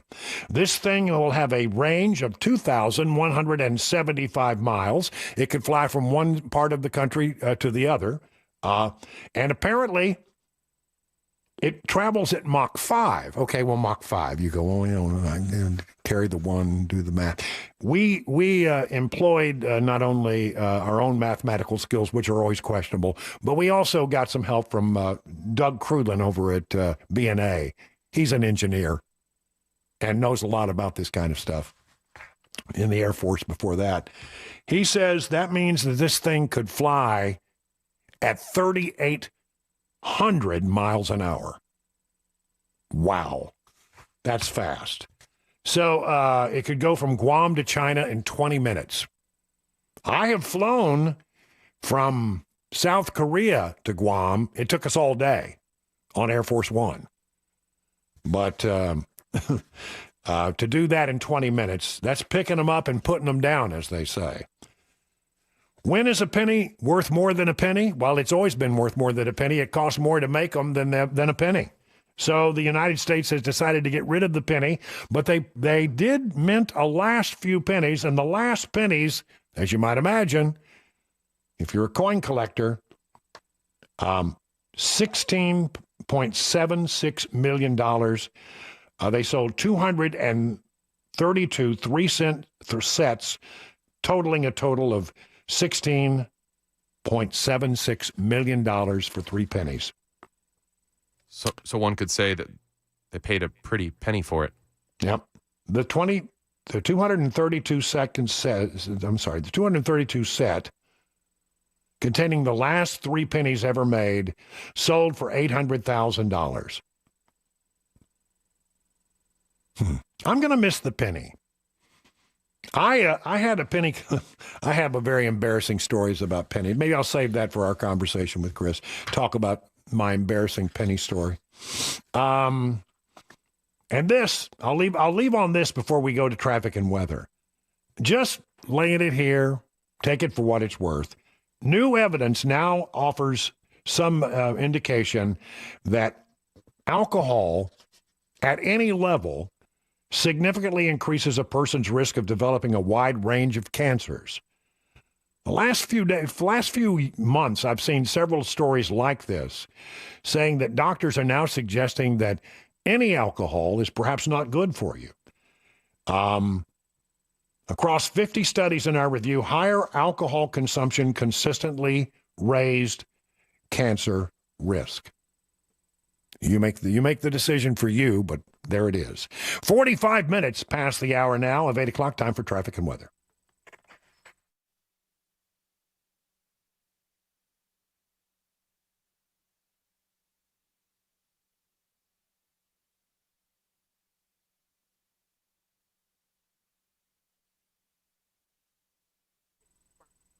Looking for a high today of 55 degrees, 58 tomorrow, but stormy.